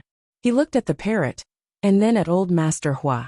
Uncle, you haven't told me what you were laughing about. Here. Well. Old Master Hu recalled the situation just now. A faint smile appeared on his wrinkled face. Qingseng is filial to me and bought a parrot to keep me company. We're trying to make it talk. The parrot didn't know what was going on. After Zhang Yichen came in, it stopped talking again. However, Old Master Hu didn't have time to talk to the parrot. He asked Uncle Cheng to take the parrot away, then waved at Zhang Yichen, signaling him to sit down next to him. He liked this nephew very much. Although Zhang Yichen had been in the army most of the time, he would come to see him whenever he was in Rong City. I heard from your mother that you've been promoted to senior colonel. I haven't congratulated you yet. There aren't many senior colonels as young as you. There aren't many, but it's not like there aren't any. Besides, they have to respect my father, so it's not a big deal. You don't need to be humble. No matter how much they respect your father, they still need you to make contributions. You can only be promoted if you make contributions. Zhang Yichen smiled and didn't refute. Su Qingsang looked at Zhang Yichen and thought of the 2 times he had acted bravely for a just cause. She also thought of the fact that he was a soldier, so the unhappiness in the afternoon was gone. At dinner, Old Master Hua asked Zhang Yichen to sit next to him. Hua Jingyao sat down between Zhang Yichen and Su Qingsang. Hua Jingyao seemed to be close to Zhang Yichen. From time to time, Su Qingsang saw Hua Jingyao lean over to talk to Zhang Yichen. They talked about things that happened in the past. When Aunt Zhou brought the soup to the table, Hua Jingyao habitually filled a bowl and put it in front of Su Qingsang. This soup is very nourishing.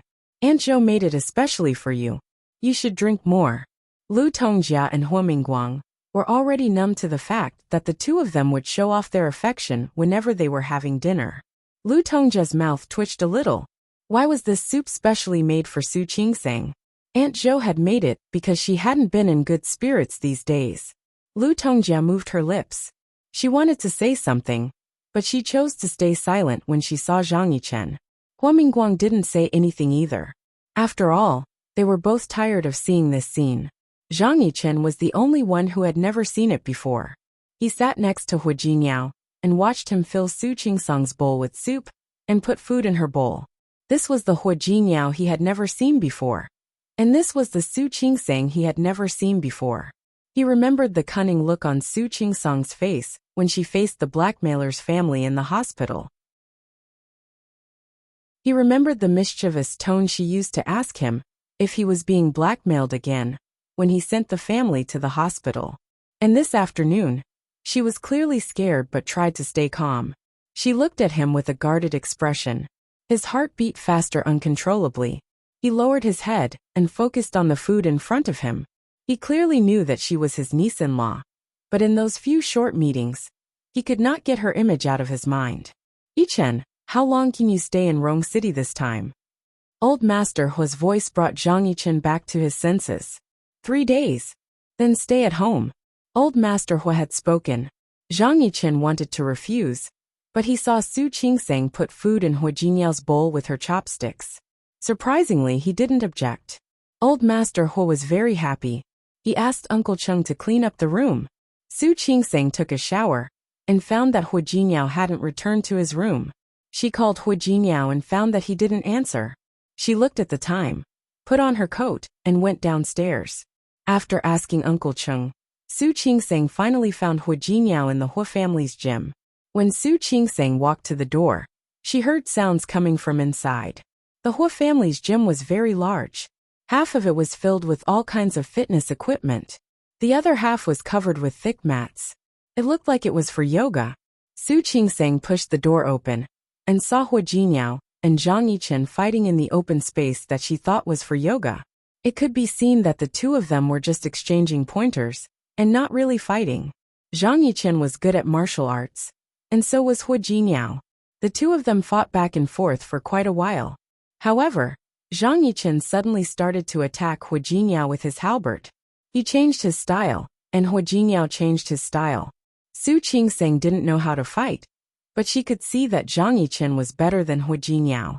Hua Jinyao held on for a long time, but in the end, he was knocked to the ground. When his body was pressed to the ground by Zhang Yichen, he gasped and said, "Are you serious? I'm not good at martial arts." Zhang Yichen stood up and reached out a hand to Hua Jinyao to help him up. "You haven't been training lately, have you?" "Yes." Hua Jinyao didn't deny it. "I have a lot of things to do in the company. I can't be like you, training in the military camp every day. How can I be compared?" He stood up, panted, and punched Zhang Yichen's chest. "Damn you! How could you hit me so hard? It hurts like hell." He felt that Zhang Yichen wasn't fighting with all his strength like before. He was about to ask why. Out of the corner of his eye, he saw Su Qingsang coming. He immediately became alert. "Wife." He quickly walked up to Su Qingsang, grabbed her hand and said, "You see, I've gone too far. It hurts like hell." Su Qingsang gave Zhang Yichen a discreet glance. Then she looked at Hua Jinyao with concern. "Where are you hurt?" "Here, here, and here." Hua Jinyao didn't think it was embarrassing to act pitiful in front of his wife. He pointed at several places on his body. Su Qingsang was about to lift up Hua Jinyao's shirt to check, but she stopped when she saw Zhang Yichen walking over. Go back to the room. I'll help you apply some ointment. Okay. Hua Jinyao was satisfied to see Su Qingsang's concern. He didn't care that Zhang Yichen was still there. He leaned over and kissed Su Qingsang on the cheek. In the past, Hua Jinyao had shown affection in front of others, but Su Qingsang felt uncomfortable when Zhang Yichen saw it. Let's go. You don't want to apply the ointment, do you? Yes, of course. Hua Jinyao turned around and waved at Zhang Yichen. Uncle, let's fight again next time. Su Qingsang nodded at Zhang Yichen as a greeting, then left with Hua Jinyao. Zhang Yichen stood there motionlessly. A light fragrance floated in the air. It was Su Qingsang's scent. He saw that Su Qingsang had obviously just taken a shower. The ends of her hair were slightly wet, and there was a light fragrance of shower gel on her body. Even though she had left, the smell still lingered in the air. It gently surrounded him. Zhang Yichen stood there motionlessly. He had grown up in a military camp. Since he was a child, there were no other women around him except for his mother and sister. Those who went on missions with the army didn't count. Most of the women in the military camp were less feminine and more masculine. He didn't have much contact with women like Su Qingsang, but he didn't expect that they would become like this.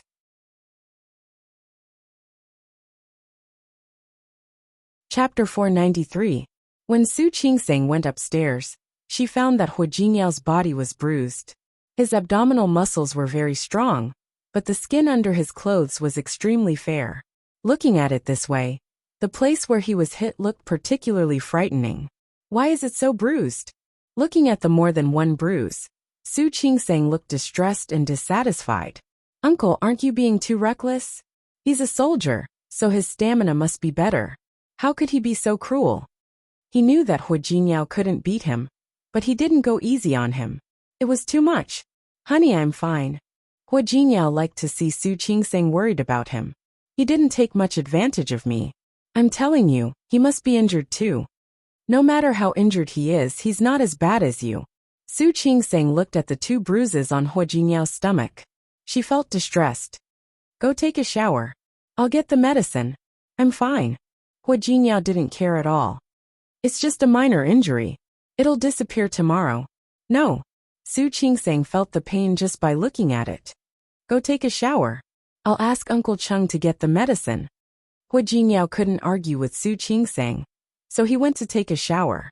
When he came out, Su Qingsang was already waiting by the bed with the medicine. After the shower, she found that the bruise on his waist looked even darker. The pain in Su Qingsang's eyes became more obvious. Why did you suddenly think of fighting with your uncle out of nowhere? I told you it's not a fight. It's a friendly match. Su Qingsang didn't want to argue with him. In her opinion, fighting and friendly matches were the same. The heater was on in the room. Hua Jinyao was bare-chested, letting Su Qingsang apply the medicine for him. Su Qingsang poured out the medicine. As soon as it touched Hua Jinyao, he cried out in pain. Ouch, ouch. You deserve it.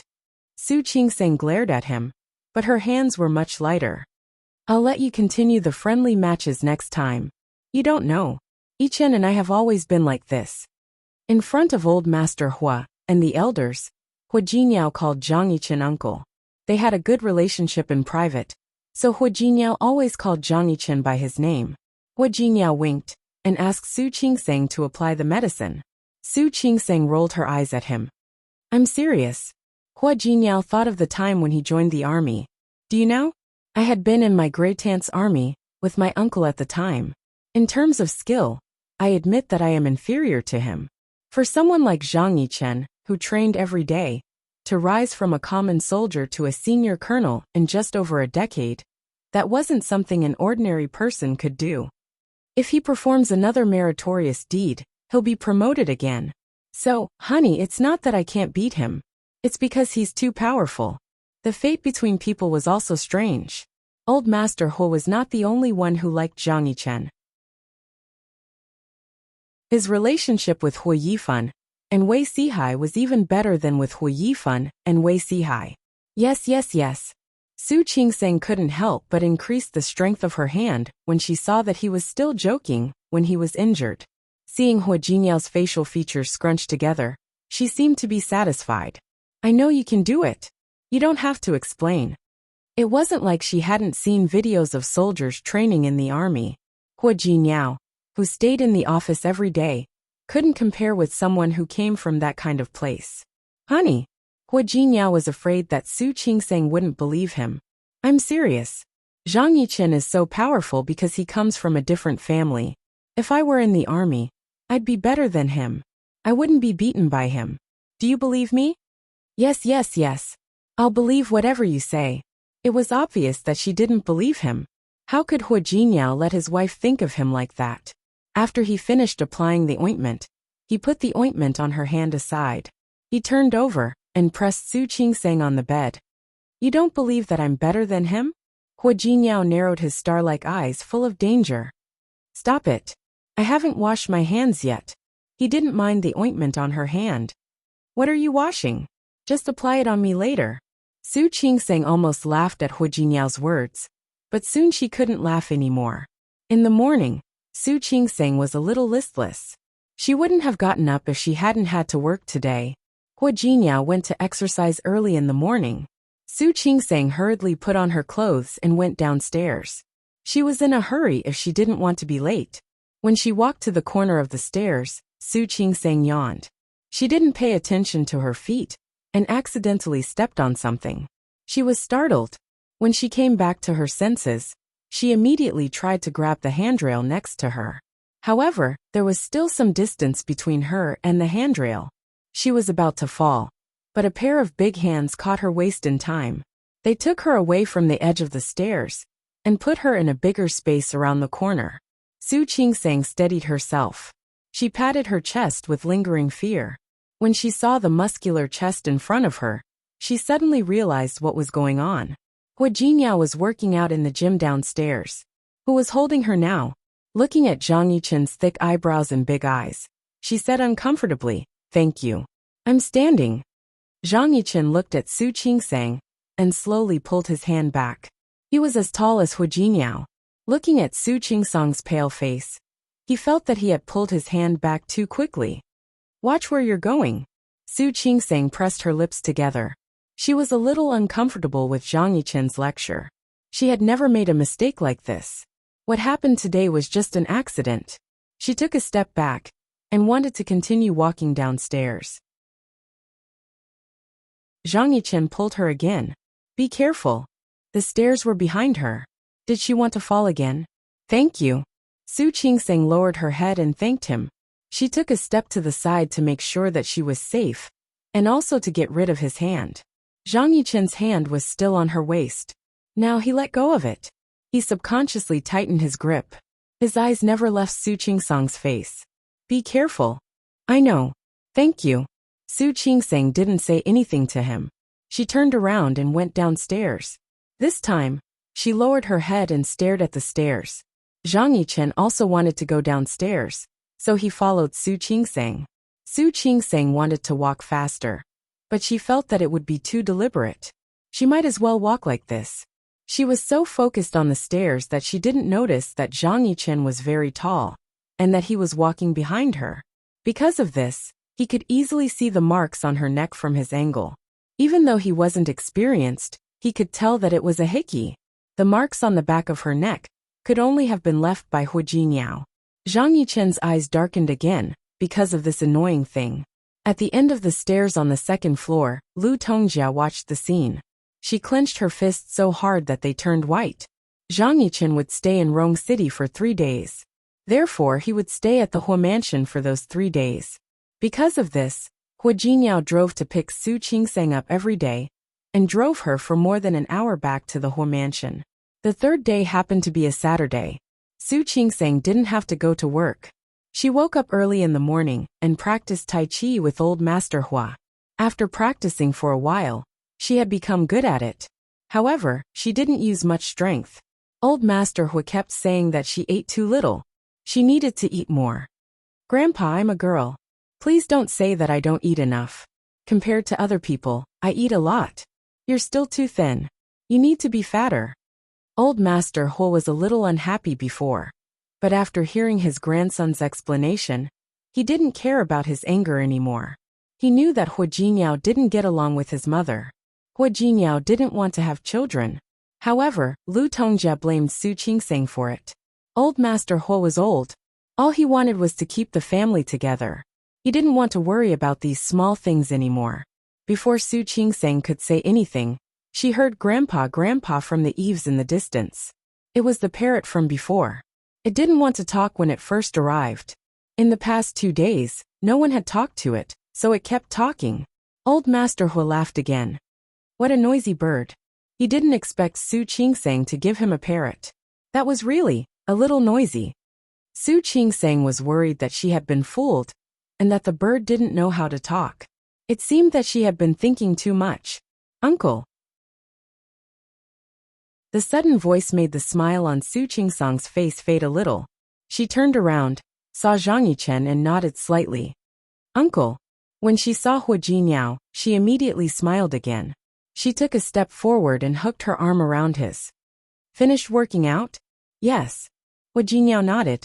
He looked at Su Qingseng with love in his eyes. Zhang Yichen stood next to them, watching them love each other. The way Hua Jinyao called Hua Jinyao, Uncle, clearly separated them into 2 different generations. Yes. Zhang Yichen glanced at Su Qingseng, then turned to Old Master Hua. Uncle, what were you talking about? Why did you sound so happy? I was talking about this bird. It's noisy. Old Master Hua thought the parrot was quite funny. You're noisy. You're noisy. The bird usually stayed in the flower and bird shop. It had been trained by the owner to be very smart. Now it was quarreling with people. Su Qingseng couldn't help but want to laugh. However, because Zhang Yichen was standing next to her, she stopped laughing. Hua Jinyao couldn't help but raise his hand to rub the top of her head. It knows how to quarrel with people. I don't know. Su Qingseng looked at the bird hanging under the eaves, and thought it was quite funny. Anyway, when I tease it, it doesn't talk. But when someone scolds it, it gets excited. Seems like it's a stupid bird. Hua Jinyao gave the bird a stare as he spoke. Stupid bird. As expected, the parrot suddenly became angry. It fluttered in the cage and said, You're stupid. You're stupid. Ha ha ha. This time, both Old Master Hua and Hua Jinyao laughed. The corners of Zhang Yichen's mouth turned up a little. He turned to look at Su Qingseng. With this uncle, you won't be lonely anymore. Nice gift, niece-in-law.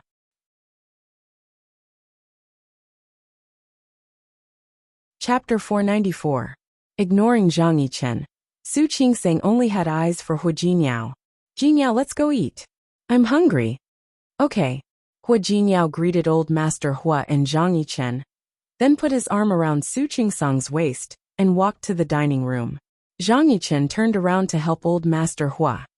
Uncle, let's go eat too. Okay. Old Master Hua didn't think too much. The 2 of them followed Su Qingseng and Hua Jinyao. Su Qingseng was talking to Hua Jinyao in a low voice. The parrot had made a lot of jokes in the past few days. She had wanted to buy it to say something auspicious. However, it refused to say anything auspicious, and was very good at quarreling. She didn't expect it to do that. She even felt embarrassed. Hua Jinyao thought it was funny. It was fun to have a bird like that. Zhang Yichen helped Old Master Hua up and talked to him, but his eyes were fixed on Su Qingseng. He also saw the faint smile on her face when she talked to Hua Jinyao. She wasn't stunning, but her eyes were full of flirtatious charm. Zhang Yichen saw the flirtatious charm unintentionally. There was a faint flame dancing in his eyes. However, that ball of flame was quickly suppressed by him. Zhang Yichen only stayed at the Hua mansion for 3 days, then went back to the army. After Su Qingseng found out who he was, she turned the matter over. She would just treat the previous small conflict as an unintentional act by the other party. She didn't take it seriously. So, when she got off work, she was surprised to see Zhang Yichen suddenly appear in front of her office. It was already time to get off work, and the other doctors had left. There were still 2 doctors on duty in the office. When Su Qingseng saw him, she called him uncle. The other 2 doctors didn't pay attention to her. What's up, uncle? Su Qingseng looked at Zhang Yichen and knew that he had something to say. She picked up her bag and stood outside the office. You're off work? Yes. That's good. Come with me. Zhang Yichen was about to take Su Qingsang's hand when he spoke. She quickly stepped back and looked at Zhang Yichen, her eyes full of disapproval. "Uncle, what's the matter?"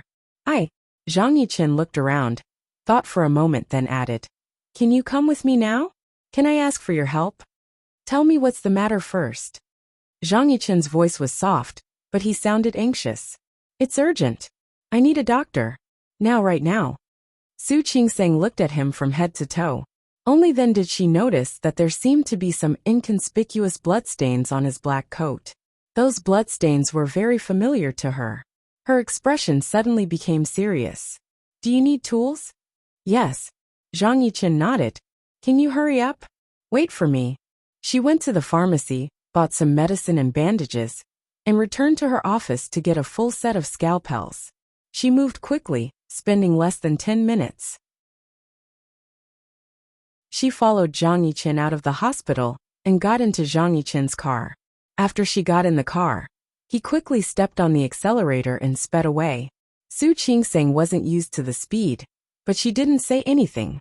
She just looked at the scenery outside. In less than 5 minutes, Zhang Yichen and Su Qingsang arrived at an inconspicuous apartment. The apartment was old, and the walls on both sides were mottled. Su Qingsang hesitated at the scene. Looking at Zhang Yichen's serious face, she followed him upstairs and entered the door. Almost as soon as she entered the door, she smelled blood. "Save him, hurry up." A man was lying on the bed in the room. Su Qingsang recognized him immediately. He was the man with the crew cut, whom she met in the alley last time. He was shot 3 times. One in the arm, one in the abdomen, and one in the leg. "Why didn't you send him to the hospital?" Su Qingsang asked. She walked up to the man and started to check his wounds. "We can't send him to the hospital." Zhang Yichen didn't explain further. Su Qingsang glanced at him, but didn't say anything. She focused on the man in front of her, who was covered in blood.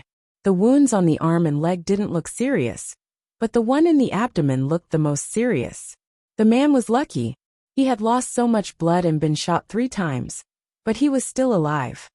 "I wanted to take the bullet out for him, but the bullet went in too deep. I was afraid that I might lose control. The wound was in the abdomen, and it was all internal organs." Zhang Yichen was afraid that he might accidentally cause a second injury, so he asked Su Qingsang for help. "I've already helped him deal with it first. I just bandaged the wound a little, but I need you to take the bullet out." "Got it." Su Qingsang didn't waste any more time. Although she was an obstetrician, she was familiar with stitching wounds.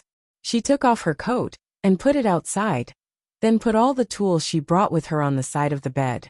She bent down, cut open the man's clothes, and started to treat his wound. When she was treating him, she realized that the anesthesia she brought with her was useless. The man had already fainted because of the excessive blood loss. It was fine without anesthesia. He was shot in the abdomen.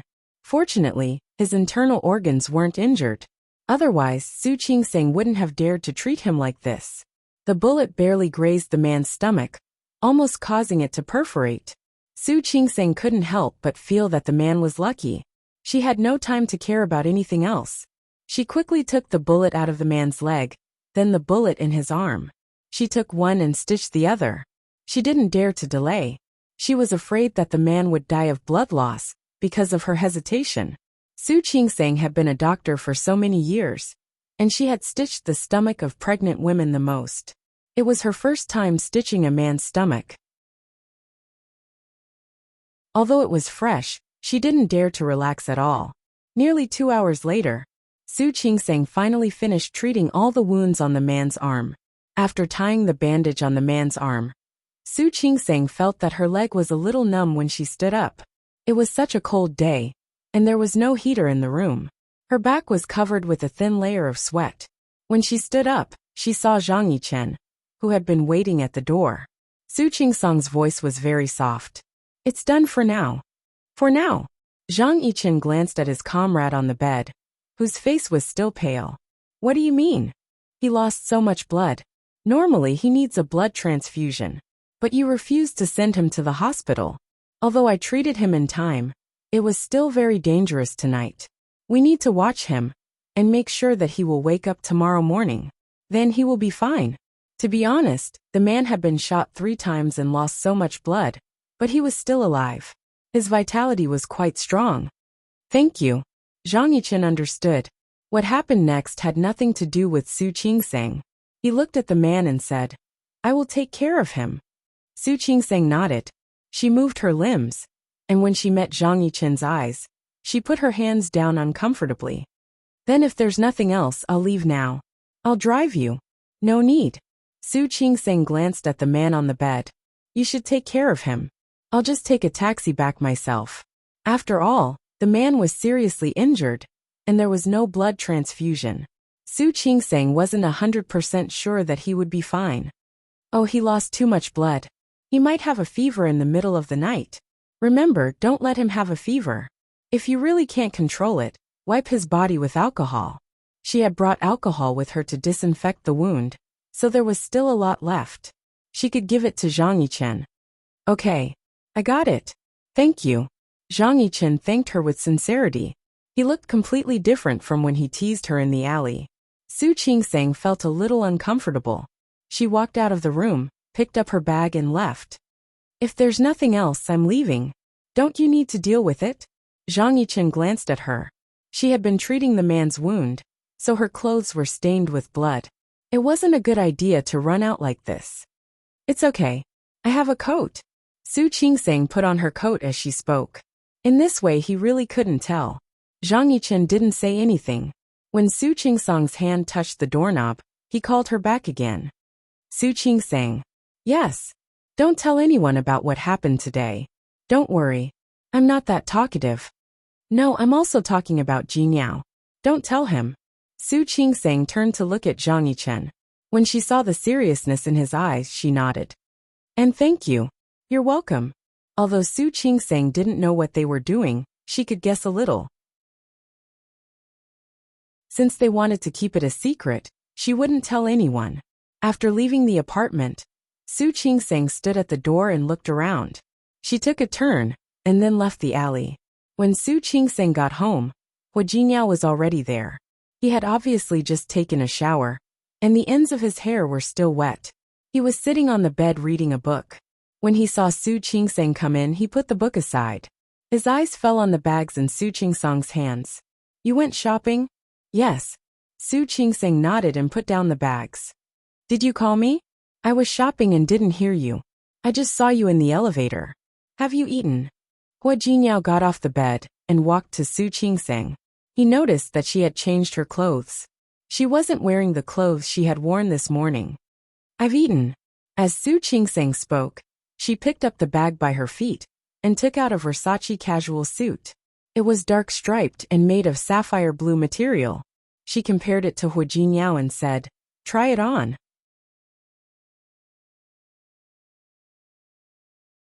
Chapter 495. He looked at her inquisitively, but Su Qingsang didn't seem to notice it. She said calmly, I saw this suit on you when I was shopping, so I bought it. Su Qingsang wanted to go home after coming out of Zhang Yichen's apartment, but she thought of the blood stains on her clothes, so she decided to buy a new set of clothes. After buying the suit for herself, Su Qingsang passed by Versace and happened to see the casual suit in the display window. The style, the design, and the color made Su Qingsang think it looked good. She didn't know much about brands, but she knew that almost all of Jinyao's clothes were high-end. But that didn't stop her from buying the suit for Jinyao. Jinyao looked at the eagerness in her eyes, put on the suit, and joked with Su Qingsang. You're unaccountably solicitous. Honey, did you do something wrong to me? Su Qingsang reached out and grabbed the front of Jinyao's shirt. Yeah, I did something wrong to you. I went on a date with a man just now. I was afraid that you would find out, so I bought the suit to please you. Was he the only one who could talk nonsense? So could she. Jinyao stopped putting on the suit, leaned over, and stared at Su Qingsang's face. Are you angry? I was joking. I'm serious. Su Qingsang blinked and looked at him, looking very serious. I really went out with a man and stayed in the same room for more than 2 hours. Honey, I was wrong. I shouldn't have doubted you. Jinyao looked at her, leaned over, and kissed her on the cheek, then quickly put on the suit. He was won. 88 meters tall, and his inverted triangular figure was a standard clothes rack. The royal blue suit made him look especially energetic. Su Qingseng took a step back and looked at Hua Jinyao. I have good taste, right? Of course. Hua Jinyao didn't care how the suit felt on him. He cared about Su Qingseng's feelings. Thank you, honey. You're welcome. Su Qingseng smiled and said, I did something wrong to you. Of course I have to treat you better. Honey. Hua Jinyao held her waist and lifted her up easily. I told you I was joking. I'm just kidding. Su Qingseng wanted to tell Hua Jinyao about what happened today. However, since Zhang Yichen said that she couldn't tell him, she wouldn't. She didn't know much about the army, but she understood that they had their own discipline. She thought for a long time, but in the end, she didn't tell Hua Jinyao what happened today. Su Qingseng didn't expect to see Zhang Yichen again at the Hua mansion that weekend. It was February in Rong City, and the weather was getting warmer. It had been almost a week since she had helped his friend with his work. Today, Zhang Yichen was wearing a military uniform, which made him look very different. Su Qingseng couldn't help but take a few more glances at him. Because of his military uniform, Zhang Yichen was handsome as well, but not in the same way as Hua Jinyao. His facial features were more defined, and he had thick eyebrows and big eyes. His tall and strong body made him look energetic. Wearing such a military uniform, he looked like a tall and straight pine tree. Su Qingseng suddenly thought of the news on the internet. Indeed, all the handsome men were handed over to the government. A soldier like that was indeed very handsome. However, as soon as she looked at him, she met Zhang Yichen's eyes. He nodded at her almost imperceptibly as a sign of acknowledgement. Su Qingseng remembered that she had helped him with the wound of the crew cut, and she took it as a gesture of goodwill. She quickly withdrew her gaze and sat across from old Master Hua with Hua Jinyao. As soon as they sat down, Lu Tongjia and Hua Mingguang came downstairs. They didn't get along well with Lu Tongjia, so Su Qingseng and Hua Jinyao stood up to greet the two elders. Speaking of which, Su Qingseng's way of addressing Lu Tongjia was really awkward. She should have called her mother like Hua Jinyao. However, Lu Tongjia obviously didn't like it. Su Qingseng had been in Rong City for so long, but she had never called Lu Tongjia mother. Zhang Yichen couldn't help but look at Su Qingseng's face for a while when she heard Lu Tongjia call her aunt. Su Qingseng and Hua Jinyao didn't notice it. Only Lu Tongjia saw Zhang Yichen's eyes, and her face darkened. During dinner, Su Qingseng found that Lu Tongjia's face was very gloomy. It was as if someone had offended her. Especially when she looked at Su Qingseng, her eyes were as sharp as knives. She didn't try to hide the dissatisfaction in her eyes. Other than dissatisfaction, there were some other emotions. Not only Su Qingseng, but even old Master Hua and Zhang Yichen noticed that. I'm full. Lu Tongjia didn't eat much, but she put down her chopsticks and left early. For some reason, Su Qingseng felt a little nervous. She couldn't help but look at Hua Jinyao, asking him what was going on with her eyes. Hua Jinyao gave her a look to tell her that it was okay. It wasn't the first time that Lu Tongjia had disliked them. Su Qingseng couldn't stop worrying. But it wasn't the time to ask Hua Jinyao. The atmosphere during dinner was very strange. After dinner, old Master Hua asked Hua Jinyao to play chess with him. Zhang Yichen sat on the side and watched. Su Qingseng found it boring, so she told Hua Jinyao and went upstairs. Just like before, Su Qingseng took a shower and read for a while. She found that Hua Jinyao hadn't come upstairs yet. She thought about it and went straight to the gym. To her surprise, Hua Jinyao wasn't there. Zhang Yichen was alone in the gym. He was sitting on the machine and lifting dumbbells. His military uniform had been taken off, and he was only wearing a vest. Su Qingseng could see his overly strong muscles and weak-colored skin at first glance.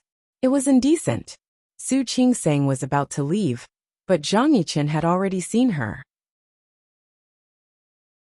Are you looking for Jinyao? He went to the study with my uncle. Oh. Su Qingseng nodded and was about to leave. She thought of something and stopped. She turned around and looked at Zhang Yichen. Is that guy okay? Zhang Yichen had already put down the dumbbells.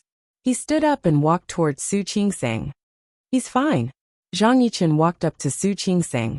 She didn't know how long he had been exercising. His face was a little red, but he wasn't sweating. He did have a fever in the middle of the night. I did what you told me to do to lower his body temperature. The fever went down, and he woke up the next day. That's good. Su Qingsang was just asking casually. She was relieved to know that he was fine. After all, he was the first non-female patient she had ever treated. She turned around to leave, but Zhang Yichen reached out his hand to hold her hand. Su Qingsang looked at his hand and instinctively stepped back. She stepped back too quickly and tripped over her right foot. Not only did she fail to dodge, but she also fell backwards. The moment she lost her balance, Zhang Yichen quickly caught her. Su Qingsang's body leaned against Zhang Yichen's chest. Su Qingsang quickly stood up with her hands on his chest. Her hands touched his firm chest, and Zhang Yichen's hands were on her waist. Su Qingsang felt uncomfortable being so close to him. She took a big step back after she steadied herself. She looked at Zhang Yichen with an unfriendly gaze. Zhang Yichen seemed to know what she was upset about, but his expression didn't change. I'm sorry. I just wanted to thank you. No need. Su Qingsang's voice was cold. You already said that last time. Yes, he already said that last time. This time, he just wanted to find an excuse to talk to her again. She was very close to him.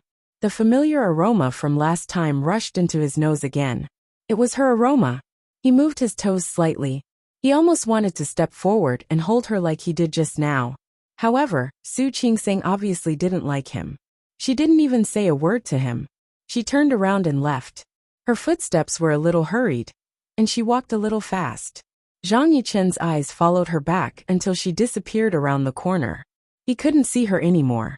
He stood there and took a deep breath. He felt that the aroma didn't go away. Instead, it made him feel more and more distinct. Su Qingsang, he repeated the name in his heart. He was so focused that he didn't notice that Lu Tongjia was standing in the shadows at the other end of the corridor. Seeing the two of them hugging each other, even though she couldn't hear what they were talking about, it was enough for Lu Tongjia to imagine a lot of things. Her face was dark and cold, and she went up the other end of the passage through the kitchen to her room. Lu Tongjia asked Mrs. Su to go to the spa in the afternoon. Mrs. Su was Su Ruoli's mother. Because the two families had almost become in-laws, they had been in contact a lot. She often saw Mrs. Su. If it weren't for Hu Jinyao's refusal to marry Su Ruoli, their children would have been grown up. This time, it was even worse. She didn't know what Hu Jinyao said to Su Ruoli, but Su Ruoli said she was going abroad to study at the end of last year. She hadn't been home for several months. Mrs. Su didn't like Su Ruoli's behavior, but she knew that it was all Hu Jinyao's fault. However, she didn't even dare to blame Su Ruoli. Who could she blame for her daughter's stubbornness? Now that she had met Lu Tongjia, she had to be polite and polite. They went to the club and accidentally ran into Li Xiangyuan, who was with He Xianyao. The mother and daughter seemed to be there for the spa as well. Tongjia. Li Xiangyuan's eyes were full of surprise when she saw Lu Tongjia. What a coincidence. I didn't expect to see you here. Li Xiangyuan was Li Juanxing's aunt. Li Xiangyuan was born in the Li family and married into the He family. She was also He Xiankai and He Xuanyao's mother. The He family was not as powerful as the Hu family, let alone the Li family. However, the Li family had a lot of resources.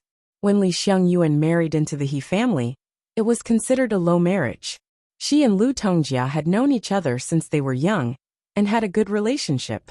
It is quite a coincidence. Lu Tongjia greeted her and immediately saw He Xianyao, who was next to her. If she remembered correctly, He Xianyao had taken all kinds of opportunities to come to her house. She also knew that He Xianyao liked Hu Jinyao. Auntie Hua. He Xianyao had always been good in front of Lu Tongjia, and it was the same now. Chapter 496. Didn't He Xianyao visit the Hu family so often because she liked Hu Jinyao? If Hu Jinyao had married He Xianyao at that time, their children would have grown up by now. He Xianyao cared about Hu Jinyao so much that she wouldn't want to have children. Not to mention that Hu Jinyao would coax and flatter her every day. Thinking of this, Lu Tongjia looked at He Xianyao in a different way. He Xianyao felt a little uncomfortable under Lu Tongjia's gaze. The smile on her face froze. Lu Tongjia looked away and said calmly, "Since we met, let's go together. Just put it on my card for today." After the spa, Lu Tongjia suggested that they go for afternoon tea together. It was rare for her to be so interested in the spa. She was more enthusiastic than usual. The other three felt it, but they didn't know what Lu Tongjia wanted to do. After they went to a restaurant in a nearby 5-star hotel, Lu Tongjia pulled He Xianyao over and asked her to sit next to her. "Xianyao used to visit me often, but she hasn't been coming lately. Why? You don't like me anymore?" "Why would I?" He Xianyao had been humiliated by Hu Jinyao. How could she go back to the Hu family? Although she didn't want to, the He family's business in Lin City had been taken away. She was really afraid of Hu Jinyao. "If you don't, you can come again next time. I'm old now, and I like to spend time with you young people." "Auntie, you must be joking. You're not old. If I hang out with you now, people will think that you're my sister. You're such a sweet talker." Lu Tongjia's smile became brighter. "I took it seriously. Next time, you have to come to see me more often." He Xianyao didn't understand what Lu Tongjia meant. Li Xiangyuan looked at Lu Tongjia's face and changed the topic. "I heard that your son got married. Jinyao has high standards. You might as well ask your daughter-in-law to accompany you instead of Xianyao." Lu Tongjia's face darkened when Li Xiangyuan mentioned Su Qingsang. She didn't hide her attitude at all. Mrs. Su and Li Xiangyuan looked at each other. Mrs. Su couldn't hide her curiosity and asked curiously, "What's wrong? You're married and you're not happy?" "Happy? What was there to be happy about? Marrying a woman like that. He had no family background, no filial piety, and most importantly, his character was questionable." Every time she thought of what Su Qingsang had done with Zhang Yichen, she wanted to tell Hu Jinyao everything. However, she also knew that she didn't have any substantial evidence. Hu Jinyao was so obsessed with Su Qingsang that he wouldn't believe anything she said. She didn't speak, so the other two didn't know where to start. Lu Tongjia didn't want to talk about Su Qingsang. She felt disgusted. When they parted, she held He Xuanyao's hand and kept asking her to play. He didn't forget to say some specious words. She had always wanted a daughter-in-law like He Xianyao, who had a good family background and a good family background. She wouldn't be an illegitimate daughter like Su Qingsang, who recognized her halfway. An illegitimate daughter was an illegitimate daughter. She couldn't be brought to the table. Hu Jinyao was obsessed and treated a blade of grass like a treasure. Lu Tongjia talked for a long time. Seeing that He Xianyao understood what she meant, she left. As soon as she left, Mrs. Su also left. He Xianyao sat in her seat and looked at Li Xiangshuan. She was confused. "Mom, what do you think Auntie Hu meant?" "I think she's dissatisfied with her daughter-in-law and wants Hu Jinyao to find another one." "That's impossible." She had heard a lot about the relationship between Hu Jinyao and Su Qingsang in Lin City, even though she didn't see them every day. How could Lu Tongjia have such a thought? "Didn't you hear her? She said that some women are so greedy these days. They don't want to have children, and they don't want to be filial to their elders." Li Xiangshuan was a smart woman. Hearing this, she understood everything. Even if Lu Tongjia didn't say it out loud, how could he not understand her insinuations? He Xuanyao's eyes lit up because of Li Xiangshuan's words, but only for a second. She thought of the humiliation she had suffered at the hands of Hu Jinyao and Su Qingsang. She was a little scared. "Mom, then tell me. Are you stupid? You'd better not get involved in this kind of thing. After all, they are mother and son. She's just dissatisfied now. When she gets over it, they'll be fine. But you'll be in trouble." After all, Li Xiangshuan had lived for a few years. She had seen this kind of thing many times. He Xianyao stopped talking, but she couldn't suppress the thought in her heart. She hadn't fought back against Su Qingsang when she humiliated her last time, but she couldn't say that to others. If she could get Lu Tongjia's support and push Su Qingsang down from the position of the young madam of the Hu family. Li Xiangshuan was still explaining the situation, clearly telling her not to get involved with the Hu family. However, He Xianyao already had an idea, so she didn't listen to a word. Seeing that her daughter didn't object, Li Xiangshuan left with her. After these people left, the place became quiet. But no one noticed that behind them, there was a spot that was blocked by a potted plant. Su Peijian sat there, and the smile on her face looked very strange. Su Qingsang had slowly adapted to life in Rong City. Other than when she was on duty, she would go back to the Hua family, with Hua Jingyao on weekends to spend time with old Master Hua. Although Lu Tongjia still didn't like her, she was mentally strong, and didn't take Lu Tongjia's dislike to heart. As Hua Jingyao said, as long as old Master Hua was on their side, it didn't matter how much Lu Tongjia didn't like her. As for Zhang Yichen, he disappeared again after that day. Hua Jingyao mentioned that he went back to the army. Hua Jingyao seemed to be really close to this uncle of his. She could hear the closeness in Hua Jingyao's words. In fact, not only Hua Jingyao, but old Master Hua also liked this nephew very much. Every time Zhang Yichen was mentioned, he was full of praise. Su Qingsang didn't know if it was an illusion, but every time old Master Hua and Hua Jingyao talked about Zhang Yichen, she always saw Lu Tongjia's face darken. Gradually, Su Qingsang figured out that Lu Tongjia didn't like Zhang Yichen, her cousin. However, what was the reason for this? At night, when they were sleeping, Su Qingsang rubbed her face against Hua Jingyao's chest and looked up at him. She wanted to say something, but didn't. She mentioned her doubts to Hua Jingyao. Hua Jingyao looked at her with a smile on his face. Do you care about my mother or my uncle? Do you care about my uncle? I don't care about either. Lu Tongjia didn't like Su Qingsang. She always talked to her like that. As for Zhang Yichen, there was a misunderstanding between them. Su Qingsang later found out that he was just trying to scare her, but she still felt uncomfortable. She wanted to stay far away from him. She only asked out of curiosity. I'm just curious. Hua Jingyao didn't care about her curiosity. He put his arms around her and rested his chin on Su Qingsang's head. My mother doesn't even like her own son. How could she like my uncle? He said in a low voice. Su Qingsang said almost without thinking. Then, why does your mother dislike you? It was so strange. She knew it since she came to Rong City. Lu Tongjia didn't like Hua Jingyao at all, and it was unreasonable. Hua Jingyao was Lu Tongjia's only son. He was also the eldest son of the Hua family. Why didn't Lu Tongjia like him?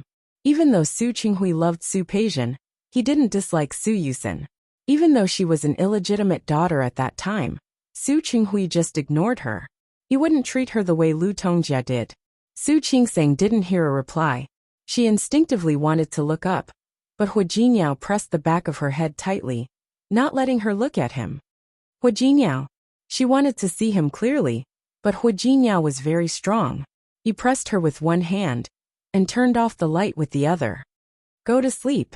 Su Qingsang didn't move. She could hear that Hua Jingyao's voice was much softer than before, but she didn't understand why. Jingyao, go to sleep. Hua Jingyao put his arms around her and lay down. He put his arms around her waist. The light in the room had been turned off. She couldn't see his expression, and she had no way of knowing what he was feeling. Since he didn't want to answer that question, Su Qingsang didn't ask. She put her arms around his waist and rubbed her face against his chest. She didn't ask again. Hua Jingyao didn't say anything. He felt the soft body of the person in his arms pressed tightly against him. She still had shower gel on her body, and there was a faint fragrance mixed with her own. He took a deep breath. He felt that his heartbeat, which had been disordered because of Su Qingsang's question, slowly returned to normal. Su Qingsang had been busy the whole day, so she was sleepy. She closed her eyes and fell asleep not long after. Hua Jingyao couldn't fall asleep. Listening to Su Qingsang's steady breathing in the dark, he slightly tightened his arms. After he fell asleep, he didn't hold her so tightly anymore. That night, the nightmare came again. The small dark room. It was a mess everywhere. He ran in a panic, and behind him, the footsteps were getting closer and closer. Finally, an enlarged, extremely ferocious face came closer. The voice that came out of his mouth had troubled him for more than 20 years. Go to hell. Go to hell. The chaotic images that kept flashing through his mind, as well as the words go to hell. It made Hua Jingyao fall into a nightmare. What was different from the past was that he didn't wake up this time. His body was stiff, and his hands unconsciously began to exert force. Su Qingsang was woken up by the heat. In such weather, she felt the hands around her waist getting tighter and tighter.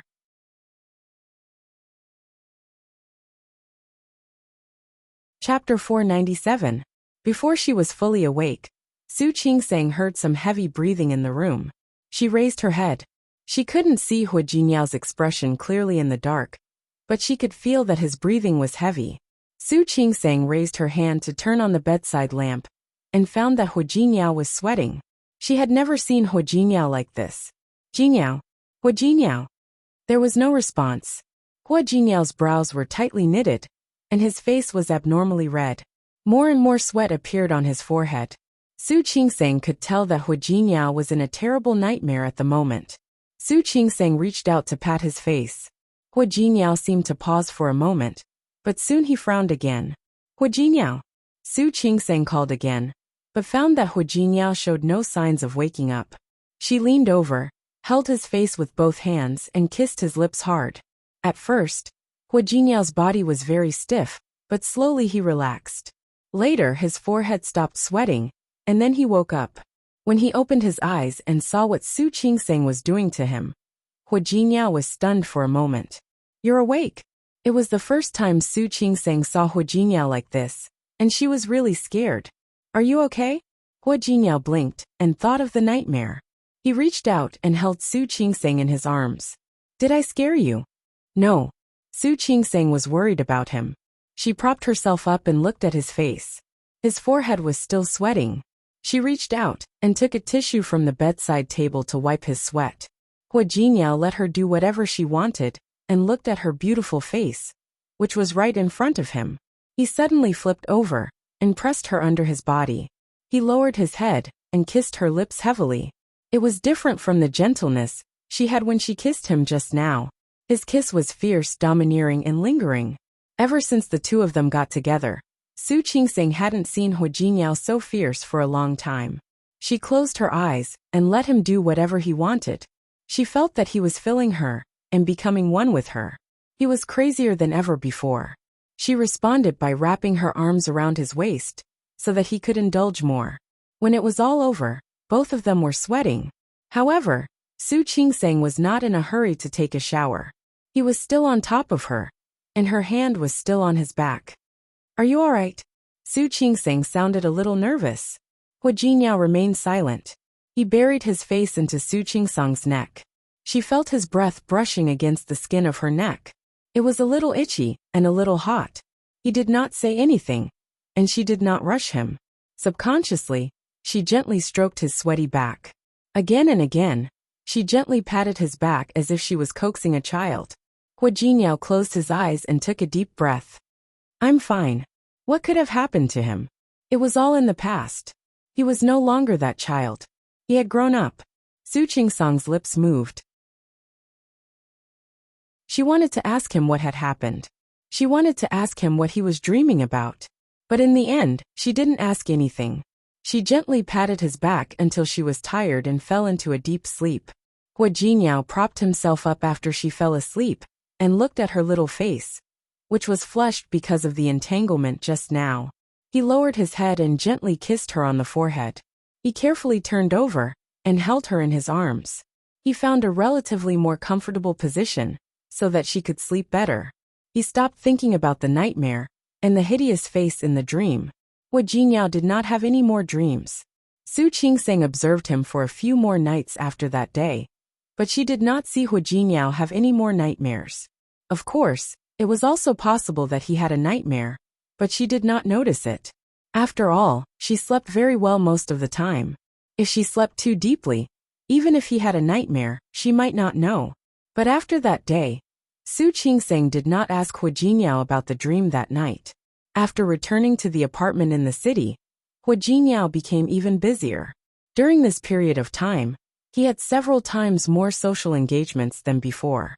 Sometimes he would ask her, but most of the time, she did not like to go to social engagements. Hu Jinyao did not force her. If she did not want to go, he would ask Yang Wenchang. She was still curious about Hu Jinyao's nightmare.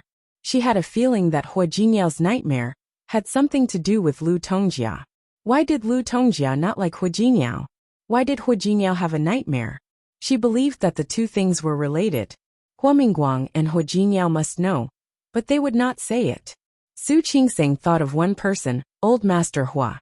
Maybe when she went to the Hua family on Friday, she could ask Old Master Hua in private. When Su Qingseng and Hu Jiniao entered the living room, they were stunned by the lively scene in front of them. In the living room, Old Master Hua was not there, nor was Hua Mingguang. Hua Mingmei and Hua Mingliang's families, who usually came, were not there.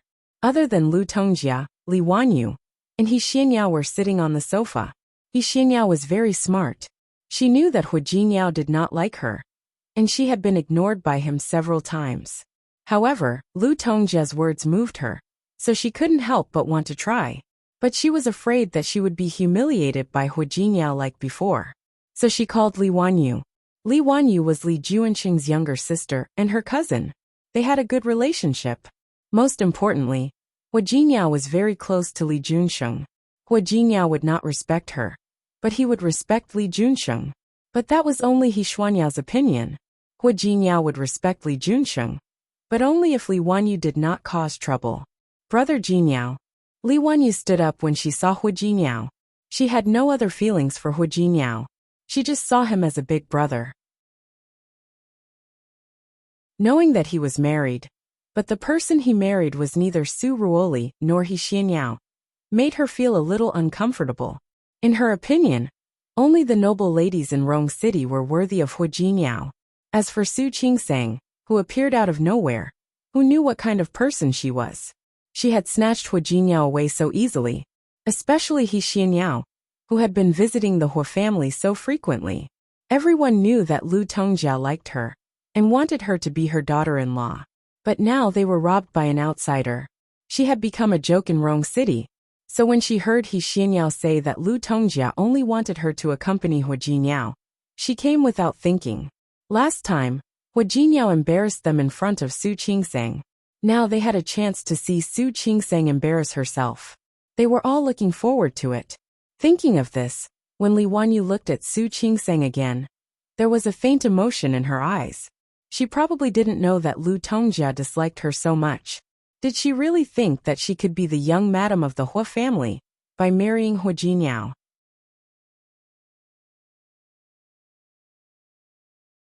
Chapter 498. Su Qingseng saw He Xianyao at first glance. Naturally, she didn't miss the gloating look in Li Wanyu's eyes. She turned to look at Hu Jiniao and gave him a look. Hu Jiniao reached out and squeezed her palm, indicating that she had him to take care of everything. The corners of Su Qingseng's mouth lifted slightly. She found that she quite trusted Hu Jiniao now. The feeling of trusting a person, especially a man, was too subtle. But she found that she didn't have the initial resistance. Jiniao. Li Wanyu didn't miss the small interaction between Su Qingseng and Hu Jiniao. To be honest, she felt a little uncomfortable. She felt that ever since Hu Jiniao got married, he had become less and less like the old Hu Jiniao. She would rather Hu Jiniao be as cold and aloof as he used to be. She didn't want him to ignore other women and only treat Su Qingseng well. Brother Jiniao, Xianyao and I happened to be free today, so we came to visit Auntie. We were just talking about you. Yeah, Hu Jiniao responded. Brother Jiniao. Li Wanyu was obviously dissatisfied with his cold attitude. However, He Xianyao tugged at her sleeve at this moment. After receiving He Xuanyao's hint, Li Wanyu stopped talking for the time being. Since you're back, it's just in time. Aunt Jo has prepared dinner. You can eat later. As she spoke, she looked at He Xianyao affectionately, and even reached out to pull her to her side. Stay and have dinner with me today. As long as Auntie doesn't mind. How could I dislike it? Lu Tongjia glanced at Su Qingseng out of the corner of her eye as she spoke. You're getting old, so it's inevitable that people will dislike you. You don't know how happy I am that you are willing to accompany me. Su Qingseng looked at the scene in front of her, speechless. People who didn't know better would think that He Xianyao was Lu Tongjia's child. Hu Jiniao squeezed her hand. His expression didn't change at all. Mom, where are Dad and Grandpa? Your grandfather went to your granduncle's place. Lu Tongjia had called He Xianyao over, because the old man wasn't home today. If the old man was here, He Xianyao wouldn't have a chance. Not only was old Master Hua not there, but she also asked Hua Mingguang to send old Master Hua over. Li Wanyu sat at the dining table, watching Su Qingsang and Hua Jinyao sitting together. Even if she didn't like Su Qingsang, she had to admit it. When the two of them sat down, their bodies actually had a similar aura. One was handsome, and the other was delicate. Most importantly, she watched Hua Jinyao put food and ladle soup into Su Qingsang's bowl naturally. It looked like he was very skilled. When had she ever seen Hua Jinyao like that? For a moment their eyes widened. Even though she had no romantic feelings for Hua Jinyao, she couldn't help but feel jealous when she saw how well he treated a woman. Speaking of which, Hua Jinyao was obviously the one who had known them longer, wasn't he? When had they ever seen him being nice to little sisters from aristocratic families like them? Li Wanyu was fine. Even if she felt uncomfortable, there was no love between a man and a woman, so she only felt her teeth ache. Did these two do it on purpose? She didn't believe that they were usually like this. He Xianyao had the same thought as Li Wanyu. She thought the scene in front of her was a public display of affection. Brother Jinyao, does Miss Su have no hands? Does she even need you to put food into her bowl? Su Qingsang, who had picked up her bowl of soup, was stunned and looked up at He Xianyao. She was about to speak, but Hua Jinyao pressed the back of her hand. Miss He is so young. How can she not see? He Xuanyao's face darkened. Seeing Lu Tongjia staring at Hua Jinyao angrily, she regained her courage and said, Of course I can see Miss Su's hands. She's an adult, but she still needs you to take care of her.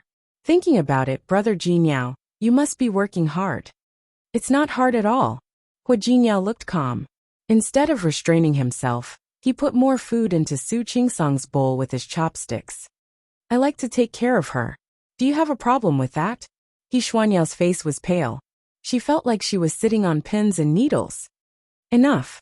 Lu Tongjia glanced at He Xianyao. How could she be liked by Hua Jinyao? She used to think that she was smart. How could she be so stupid? Let's eat. Why are you talking so much? She said to Hua Jinyao. She looked at He Xianyao again. Although she hated her for being so useless, she softened her tone and said, Xianyao, Hua Jinyao is just like that. He's not targeting you. Don't take it to heart. Su Qingsang really admired Lu Tongjia at this moment. She was really good at lying through her teeth. Looking at Hua Jinyao, she quietly put some beef into his bowl with her chopsticks and smiled at him. The meaning of that look was quite obvious. See, I'm taking care of you too. Hua Jinyao smiled. The corners of his mouth turned up, and he seemed to be in a good mood. He liked that Su Qingsang looked cold, but from time to time, she would show a bit of slyness like a fox. The interaction between the two of them seemed to be carried out quietly. But they weren't blind. Li Wanyu looked at Hua Jinyao and Su Qingsang, then looked at He Xianyao. She suddenly felt that He Xuanyao's fighting ability was so weak that she probably had no chance. She had come here for nothing. Looking at Hua Jinyao, he didn't care about anyone else. Although she was spoiled, she was also proud. Naturally, she wouldn't do anything that would lower her status. Maybe she should listen to her brother and stay out of these things. Li Wanyu thought for a while and understood, but He Xianyao didn't. She had liked Hua Jinyao before. Later, when she was humiliated, she not only refused to give up, but also became more and more unwilling. Now, with Lu Tongjia's support, she felt that she could still fight for him. After dinner, Li Wanyu sat with Su Qingsang for a while.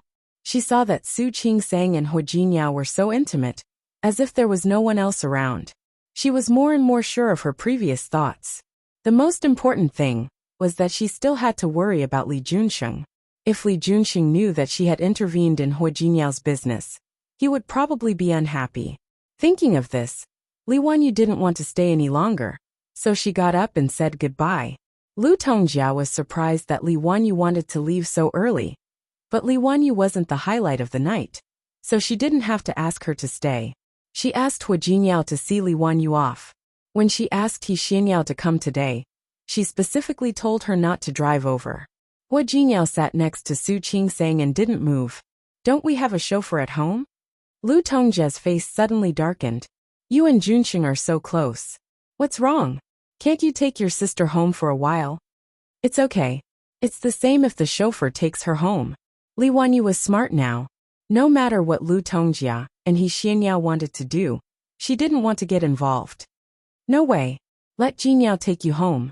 Lu Tongjia was very insistent. She stared at Hua Jinyao with obvious dissatisfaction. She had made up her mind to let him take Li Wanyu home. Jinyao, just take her home. Su Qingseng didn't know what Lu Tongjia was planning, but she didn't mind seeing what else Lu Tongjia wanted to do. Hua Jinyao gave Su Qingseng a disapproving look, but Su Qingseng winked at him. The two of them had been together for a few months, and had gradually developed a tacit understanding. Hua Jinyao understood with one look from her. Although he didn't agree, he still stood up and said, Wanyu, let's go. After all, she was Li Juanxing's sister, and lived not far from the Hua family. She reluctantly took her home. Hua Jinyao left, leaving only Lu Tongjia, Su Qingseng, and He Xianyao in the living room. Lu Tongjia held He Xuanyao's hand and talked to her affectionately.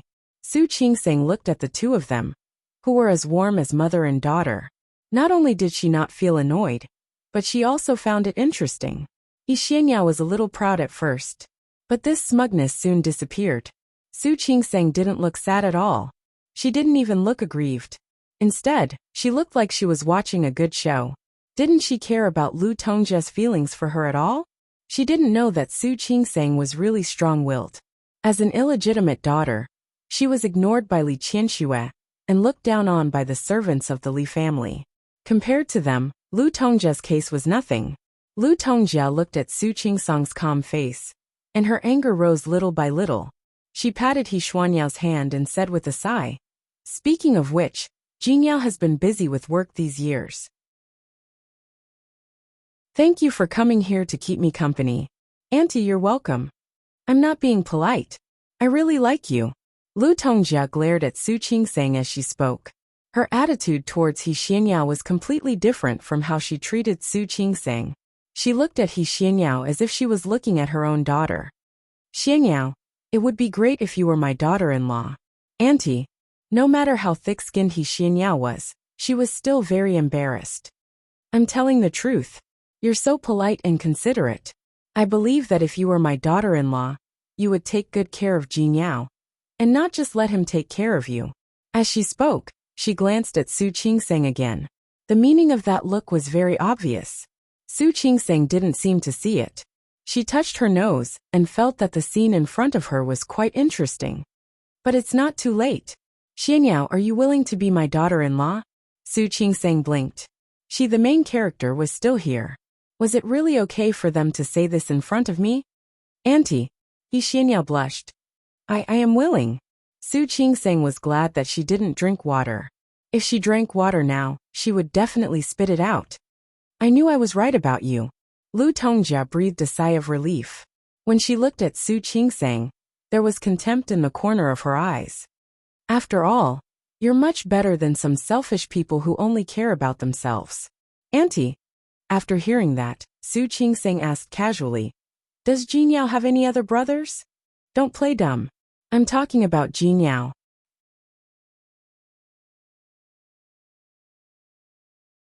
Chapter 499. Auntie. He Xianyao was embarrassed, but she still nodded. I do. Lu Tongjia seemed to have found some courage. She turned to Su Qingseng and said, Did you hear that? She does. Yes. Su Qingseng nodded. She wasn't deaf. Miss He likes to be a mistress. If she hadn't wanted to figure out what Lu Tongjia and He Xianyao were up to, she would have left already. She didn't expect to hear such a ridiculous conversation. Since they were so shameless, she couldn't be blamed for being rude. He Xuanyao's face turned from red to white. She stared at Su Qingseng, as if she wanted to burn a hole in her body. What are you talking about?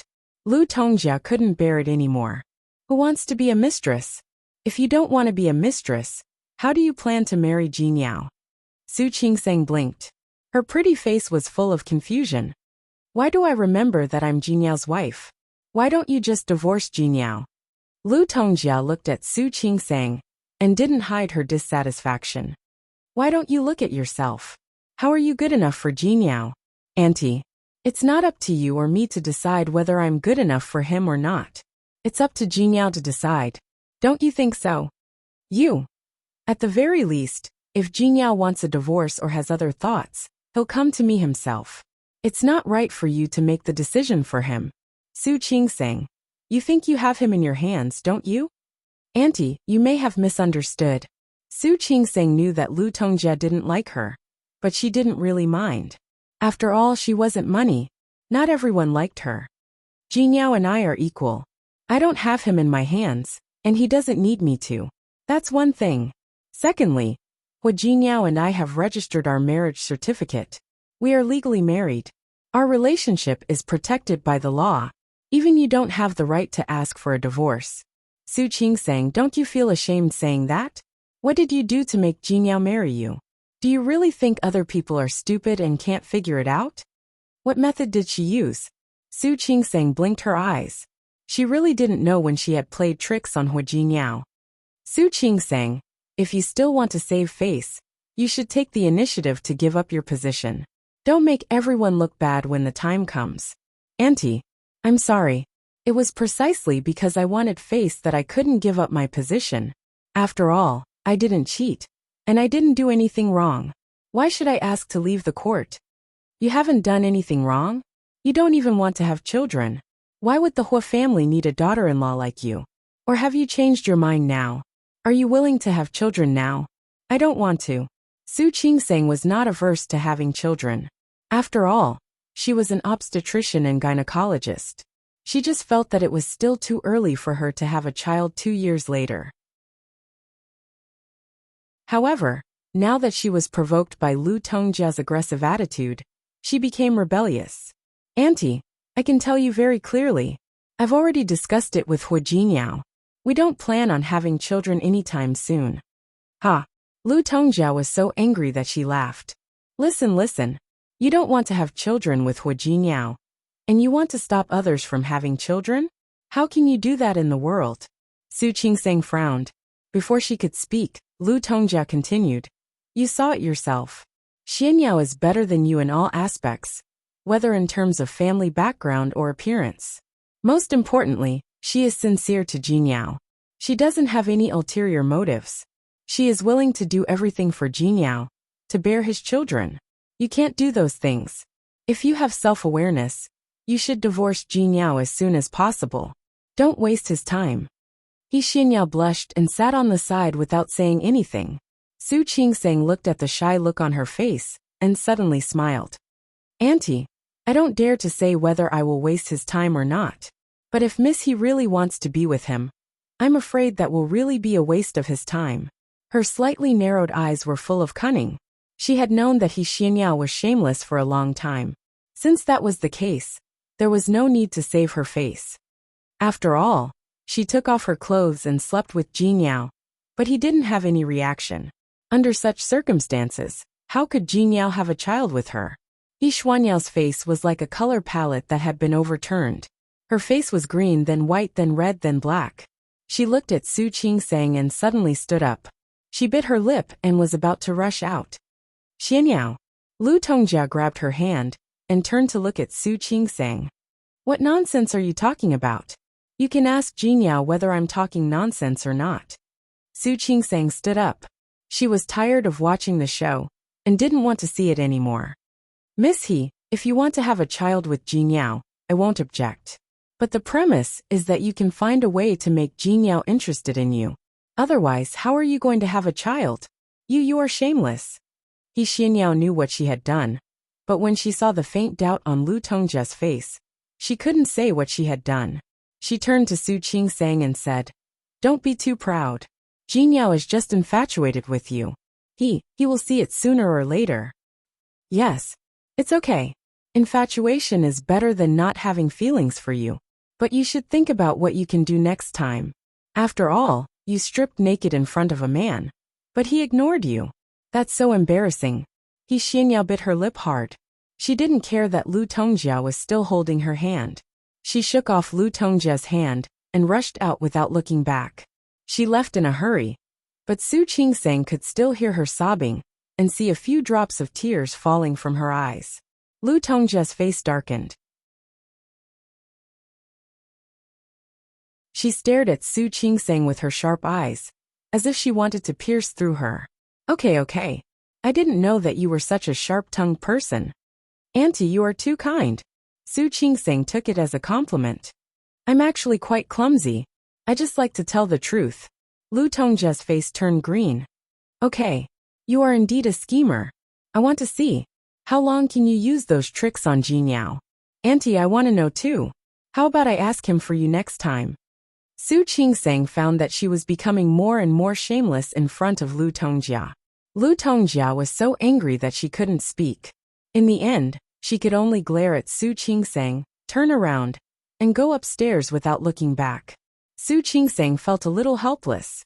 Although she knew that it wasn't entirely her fault, she felt a little wronged that Lu Tongjia hated her so much. She turned around and saw that Hu Jinyao had come back. He stood at the gate and looked at her with a faint smile on his face. You're back. Before she could walk up to him, Hu Jinyao had already walked up to her, reached out, and pulled her into his arms. He lowered his head and kissed her forehead, with a smile on his face. You didn't give it away? Why are you back so soon? Not far. Hu Jinyao didn't want to tell her that he had warned Li Wanyu in the car. He was willing to care about his friendship with Li Junsheng, but Li Wanyu had to think clearly about whether she was going to go against him. He suddenly lowered his head and pressed his forehead against her face. He Xianyao wants to have children with me. You don't object? Huh. What are you thinking? Su Qingsang blushed. Did he hear that? I'm not interested in her. Hu Jinyao suddenly carried her in his arms. But I don't agree with what you said. He lowered his head and looked at her, his eyes full of seriousness. Next time, if someone says they want to have children with me, you can just say that I don't agree. After all, I'm yours now. Su Qingsang put her arms around his neck when she lost her balance. She also raised her head to look at him. Mine alone? Of course. Mrs. Hua. Su Qingsang smiled because of the way he called her Mrs. Hua. The drama she had just watched would be a sideshow. She took the initiative to put her lips on his and gave him a sweet kiss. However, when she was about to move away, Hu Jinyao caught her lips and deepened the kiss. With his tall figure, Hu Jinyao easily carried Su Qingsang upstairs. As for He Xianyao, who had made such a scene today, who cared about her? When Su Qingsang saw Shi Mingwan at the airport, her face was especially bright. She almost jumped up and hugged her. Previously, Shi Mingwan had said that she would come to Rong City to play with her. However, after waiting for more than a week, there was no news. She thought that she wouldn't come. Seriously, you only sent me a message before you got on the plane. Fortunately, I didn't have surgery today. Otherwise, I wouldn't have been able to pick you up. Although she didn't have surgery today, she had to go to work. Fortunately, Sun Huiya saw that she usually behaved well. She agreed immediately when she asked for leave for a while. I just wanted to give you a surprise. Shi Mingwan pulled her clothes. Although it was already spring in Rong City, it was much colder than Lin City. Although it was already spring, it was much colder than Lin City. Looking around, she was a little disappointed. Why is there no snow? Did you think there would be snow? It melted long ago. Why didn't you say so earlier? I'll take you to the snow country next time. The snow had melted long ago. Besides, even in the north, it didn't snow every day. Okay. But this time, I'll eat you first. Warmly welcome. Su Qingsang took the luggage from her hands and took her to the parking lot outside. After putting her luggage in her car, Su Qingsang and Hu Jinyao got in. When Shi Mingwan got off the plane, she wore a scarf and sunglasses. Now that she was in the car, she took off the scarf and sunglasses, revealing her face. Su Qingsang was about to start the car, but when she saw her face, she stopped. She leaned over and stared at Shi Mingwan's face.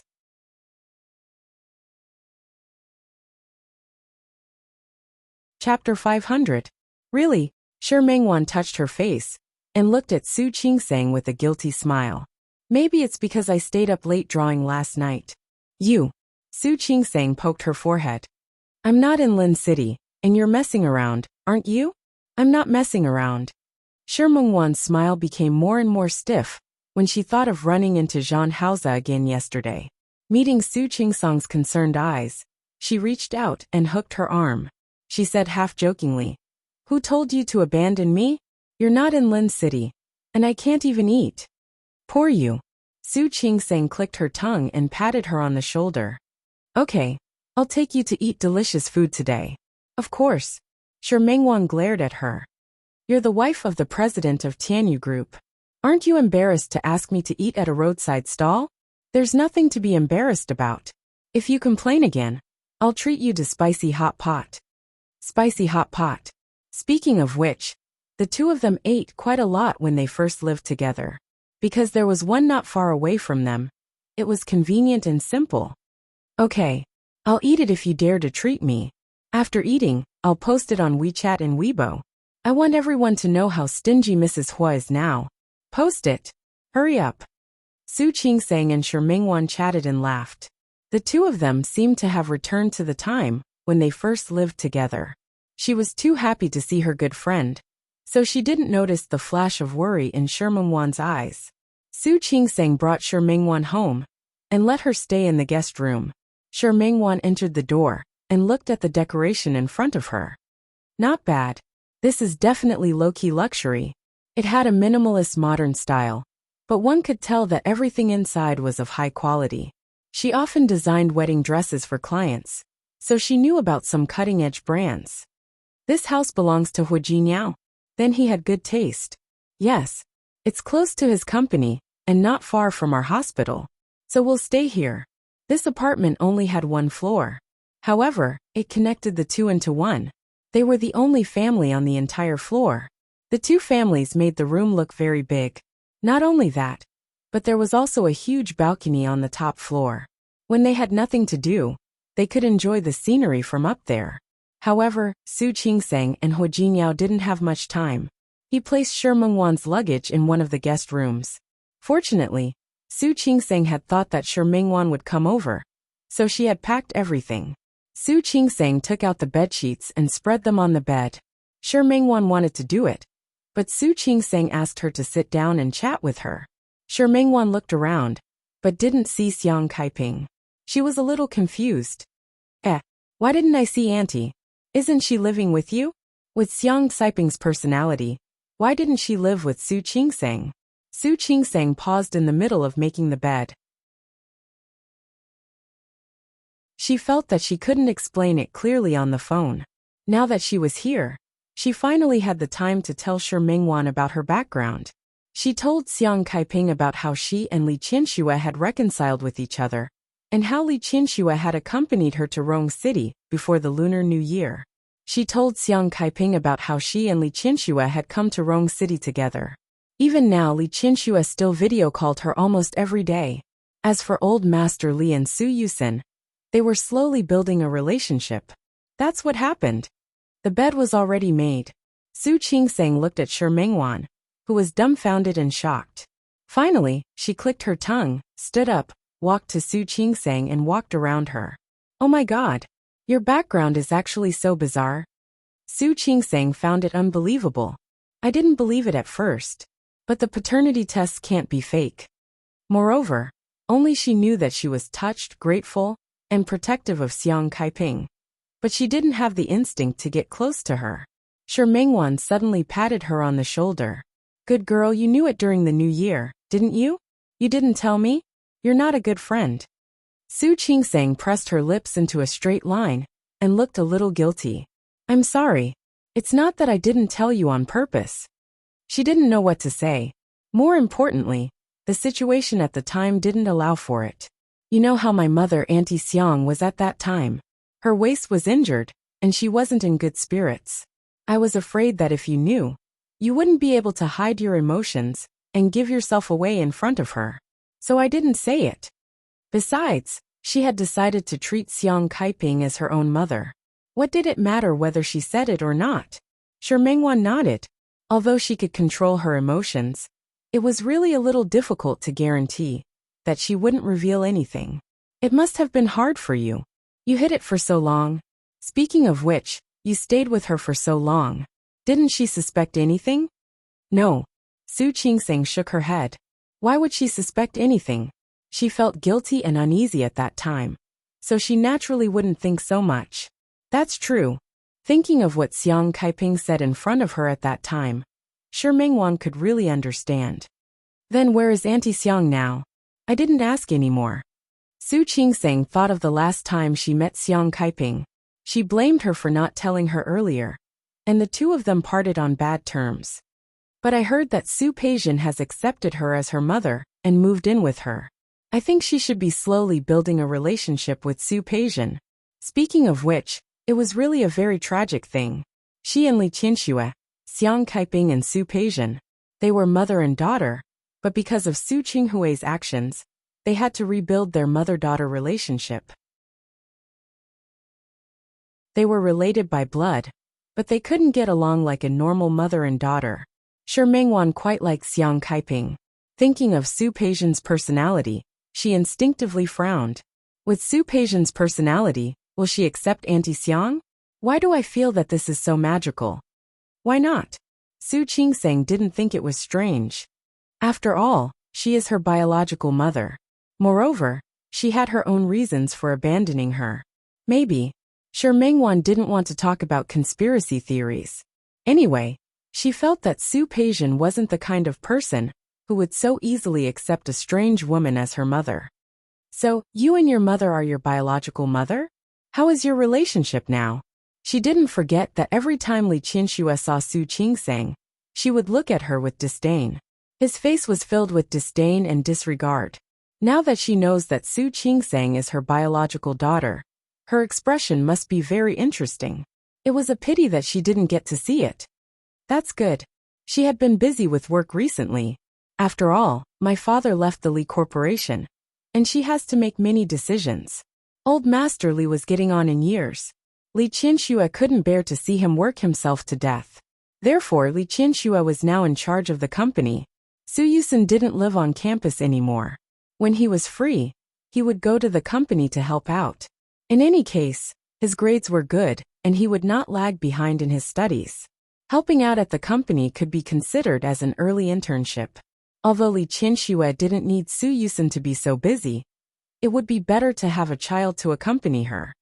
Your father is no longer in the Li Corporation? So where is he now? What are you doing? I don't know. Su Qingsang shook her head. She really had no idea. He had heard from Su Yusen that Su Qinghui had visited him a few times, and only said some words of concern. He also apologized to Su Yusen for neglecting him in the past. Also asked him to take care of the family. He said that he was about to become an adult, and was an adult. Su Qingsang didn't know if he had visited Li Qianxue, because Li Qianxue seemed to be very reluctant to mention Su Qinghui. She had asked her once. Although Li Qianxue wasn't angry, she could see that her expression wasn't good. Su Qinghui had actually called her once, and the content was also to apologize. To apologize for his decision to replace the child. Unlike Li Qianxue, Su Qingsang didn't blame Su Qinghui too much. In fact, she was more willing to believe that Su Qinghui was impulsive back then. Even if he had done it on purpose, things had already turned out this way. She also didn't want to let herself fall into the mood of being responsible, and didn't want to blame him. After that, Su Qinghui never contacted her again. She did take the initiative to call Su Qinghui twice, but the father and daughter didn't have much affection before, so they didn't know what to say when they really called. They just said a few greetings and then hung up. Su Qinghui cared about her situation in Rong City, and told her to take good care of herself. It had been half a month since the last call. Therefore Su Qingsang didn't know where Su Qinghui was, and what he was doing. He probably doesn't want others to see him like this. After all, Su Qinghui's current state shouldn't be too good. Not only did he leave the Li Corporation, but he also divorced Li Qianxue. More importantly, after the divorce, he realized that he actually had feelings for Li Qianxue. It was really quite ironic. When he had it, he didn't know how to cherish it. When he lost it, he wanted to get it back, but found that there was no chance. Shi Mingwan thought of the few times she had interacted with Su Qinghui in the past, and felt a little emotional. Did your mother really divorce him just like that? Yes. Su Qingsang actually didn't want to believe it, But Li Qianxue was such a proud person. She probably really didn't want to look back. During this period of time, she could actually see the hidden fatigue in Li Qianxue's eyes. Although she had been the president of the Li Corporation for so many years, many things were Su Qinghui, who took the initiative, to help her bear the responsibility. In addition to the previous cooperation between the Li Corporation and Tianyu Group, Li Qianxue had been very busy recently. Sometimes when she video called her at night, she was still in the office dealing with business. Su Qingsang actually felt a little sorry. She wanted to persuade Li Qianxue that even if they divorced, she could let Su Qinghui continue to work in the Li Corporation. However, thinking of Li Qianxue's personality, she didn't say that suggestion in the end. She wanted to say a few words, but Li Qianxue obviously didn't want to.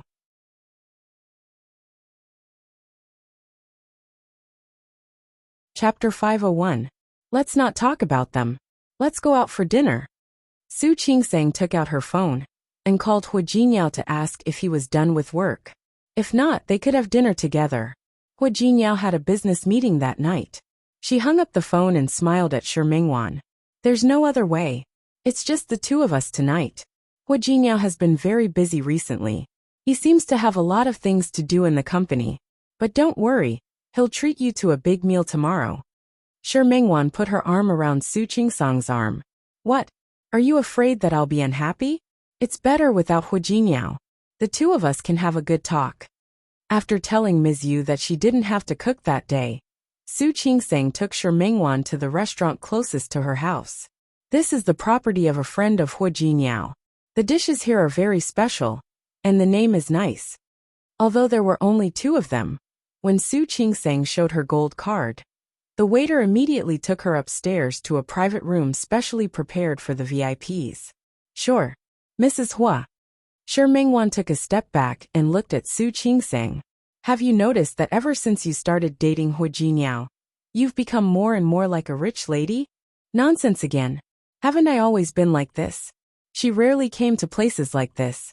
She usually came with Hu Jinyao. But Hu Jinyao's friends were nice. This restaurant was the property of Wan Xianyang's family. He was the one who gave her the gold card. The two of them were taken upstairs by the waiter. Su Qingsang asked Shi Mingwan and ordered a few signature dishes. While waiting for the dishes to be served, they talked about each other's recent situations. Su Qingsang didn't have much to say. Hospital home. Speaking of which, ever since Lu Tongjia had a disagreement with her, she had been summoned back to the Hua family twice by Old Master Hua. He Xianyao was there both times. But Old Master Hua was there. So He Xianyao only went to visit Old Master Hua as a junior. After dinner, she didn't stay long and left. During that time, Lu Tongjia kept praising how considerate and polite He Xianyao was. Not only did she visit her often, but she also went shopping with her. Last time, she also went with her to the Women's Chamber of Commerce. The Women's Chamber of Commerce in Rong City was actually founded by the wives of the well-known families in the business world. Usually he would do some charity work. On one hand, she was helping others. On the other hand, she was promoting her husband's company. Xianyao might have done it. Speaking of which, she has helped a lot with the company's business. Whoever marries her in the future will marry a good wife. Even though Old Master Hua was there, Lu Tongjia didn't mind praising He Xianyao. The others could tell that Lu Tongjia was unhappy with Su Qingsang. However, Su Qingsang pretended that she didn't notice it. She continued to act as normal with Hu Jinyao. For the second time, Lu Tongjia praised He Xianyao to the heavens and said that it was a pity that such a good daughter-in-law didn't marry into the Hua family. Hu Jinyao glanced at the Hua brothers, who were also present. Yes, Mom. Fertile water should not flow to outsiders. Since you think Miss He is so good, why don't you let Yifan or Yang be with her? She's married into the Hua family. Lu Tongjia's and Hua Yifan's expressions changed at that simple sentence. He Xianyao liked Hu Jinyao. Not only did he not appreciate it, but he also wanted her to be with the Hua brothers. Didn't he mean that he wanted Hu Yifan to marry someone he didn't like? Lu Tongjia was even angrier. Her son didn't give her any face. She wanted to lose her temper, but He Xianyao couldn't stay. No matter how thick-skinned she was, she couldn't stand being kicked around like a ball. She ran away before the meal was finished. After she left, no matter how unhappy Hu Yifan and Lu Tongjia were, they couldn't do anything. After that, Su Qingseng felt peaceful. At least, Lu Tongjia didn't call to ask them to go home for dinner. Su Qingseng and Hu Jingyao could handle these things themselves. So Su Qingseng didn't think it was necessary to tell Shi Mengwan. I'm fine, but you? Su Qingseng looked at the faint shadow under Shi Mengwan's eyes. Although I'm not in Lin City, don't work too hard. That was your own studio to begin with. It doesn't matter if you have more or less jobs. Don't risk your life for money. No, I didn't. I just took 2 more jobs after the design competition. Don't worry. I'll be relieved after this. Shi Mengwan lowered her head and used the act of drinking water to hide her guilty conscience. Su Qingseng had been her good friend for many years.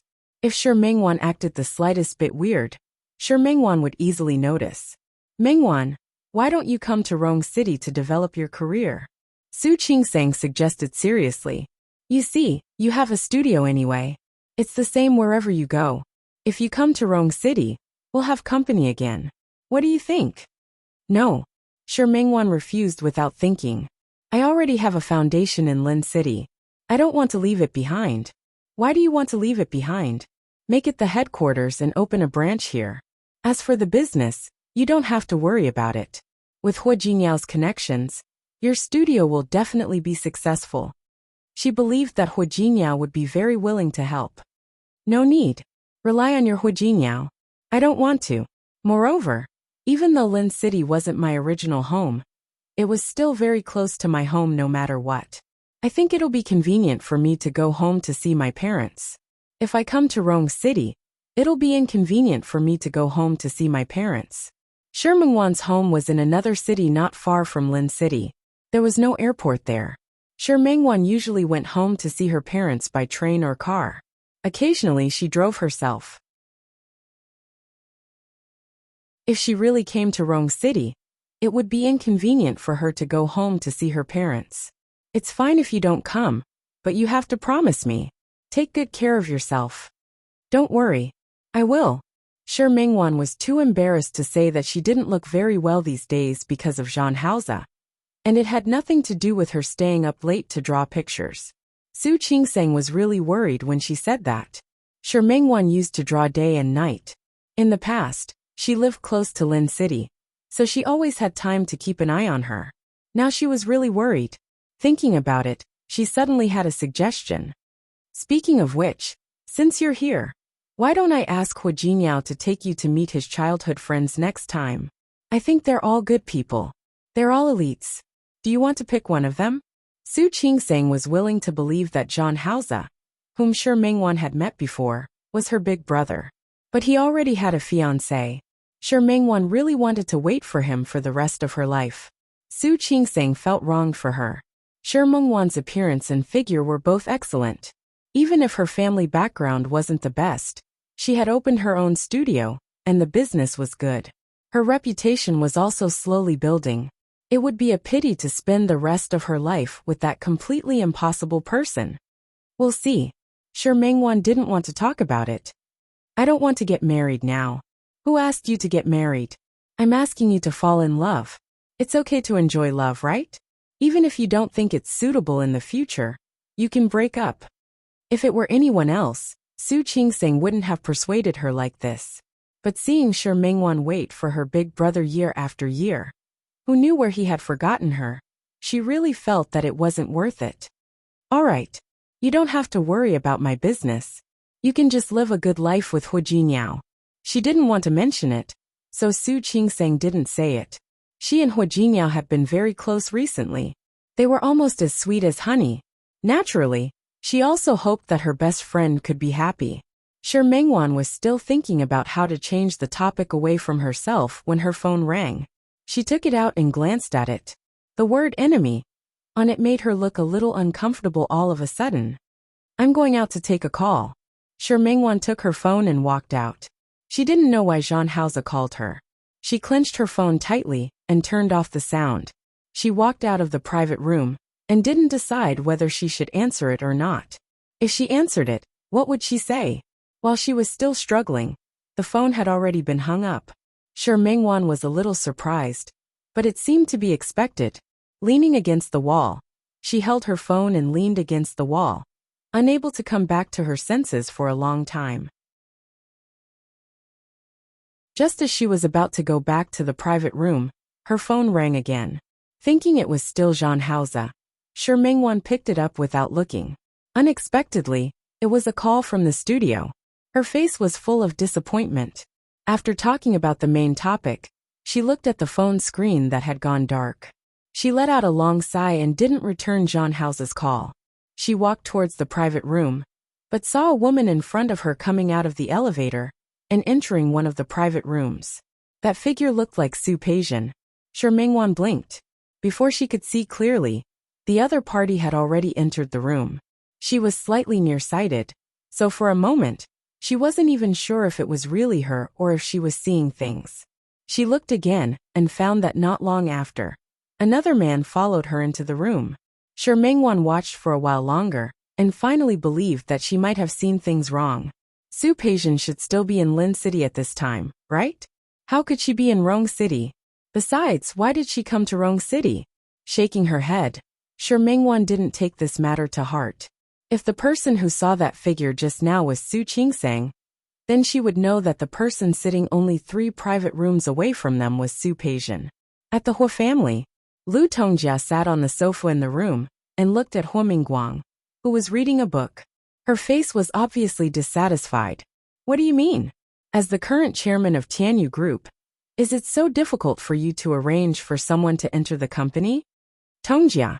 Hua Mingguang put the book in his hand aside and said, "It's not that it's difficult for me to arrange for someone, but you have to arrange for this person to be by Jinyao's side. Jinyao's people were all chosen by himself. He may not use the people I give him."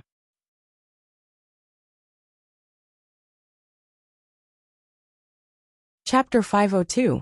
Jinyao chooses his own secretaries. Even if I send them to him, he might not use them.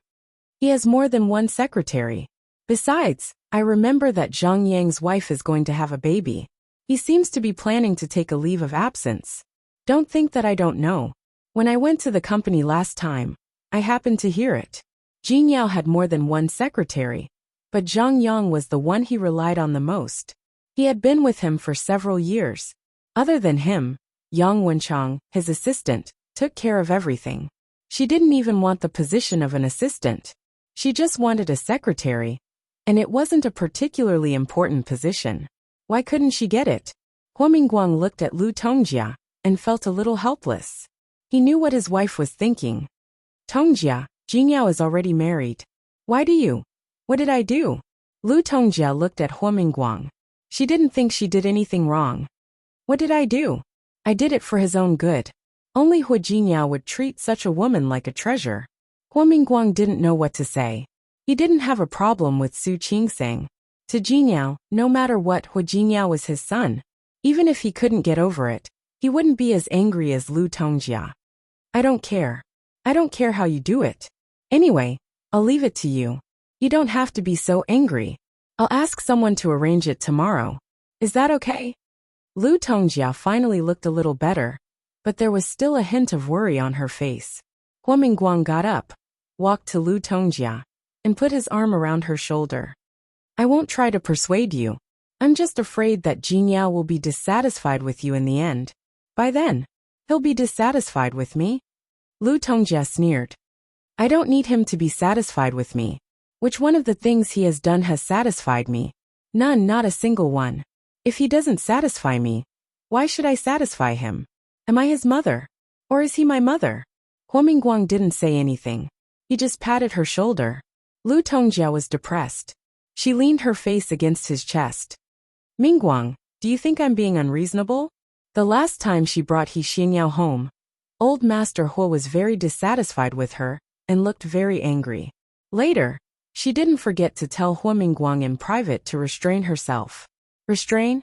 Why did she have to restrain herself? Hua Jinyao didn't restrain himself at all. She hated the old man for being so biased.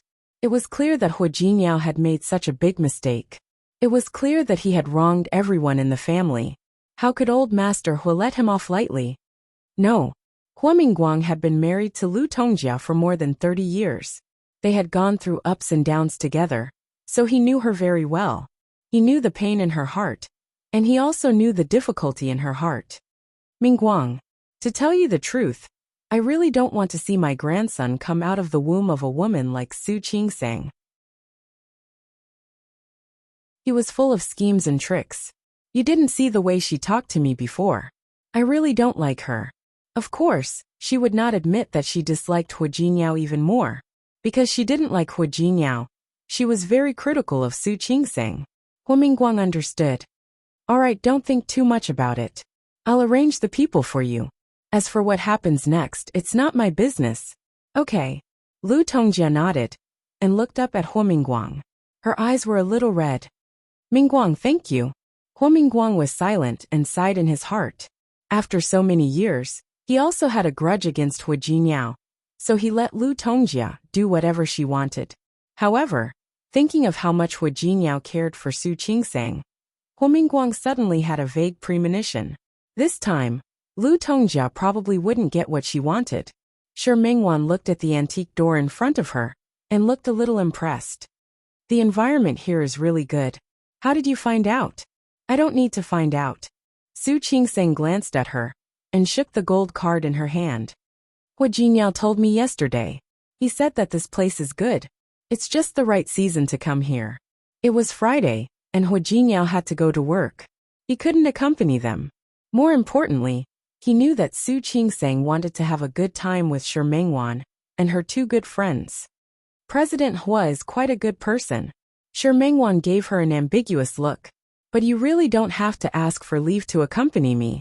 It's not like I haven't traveled alone before. That's different.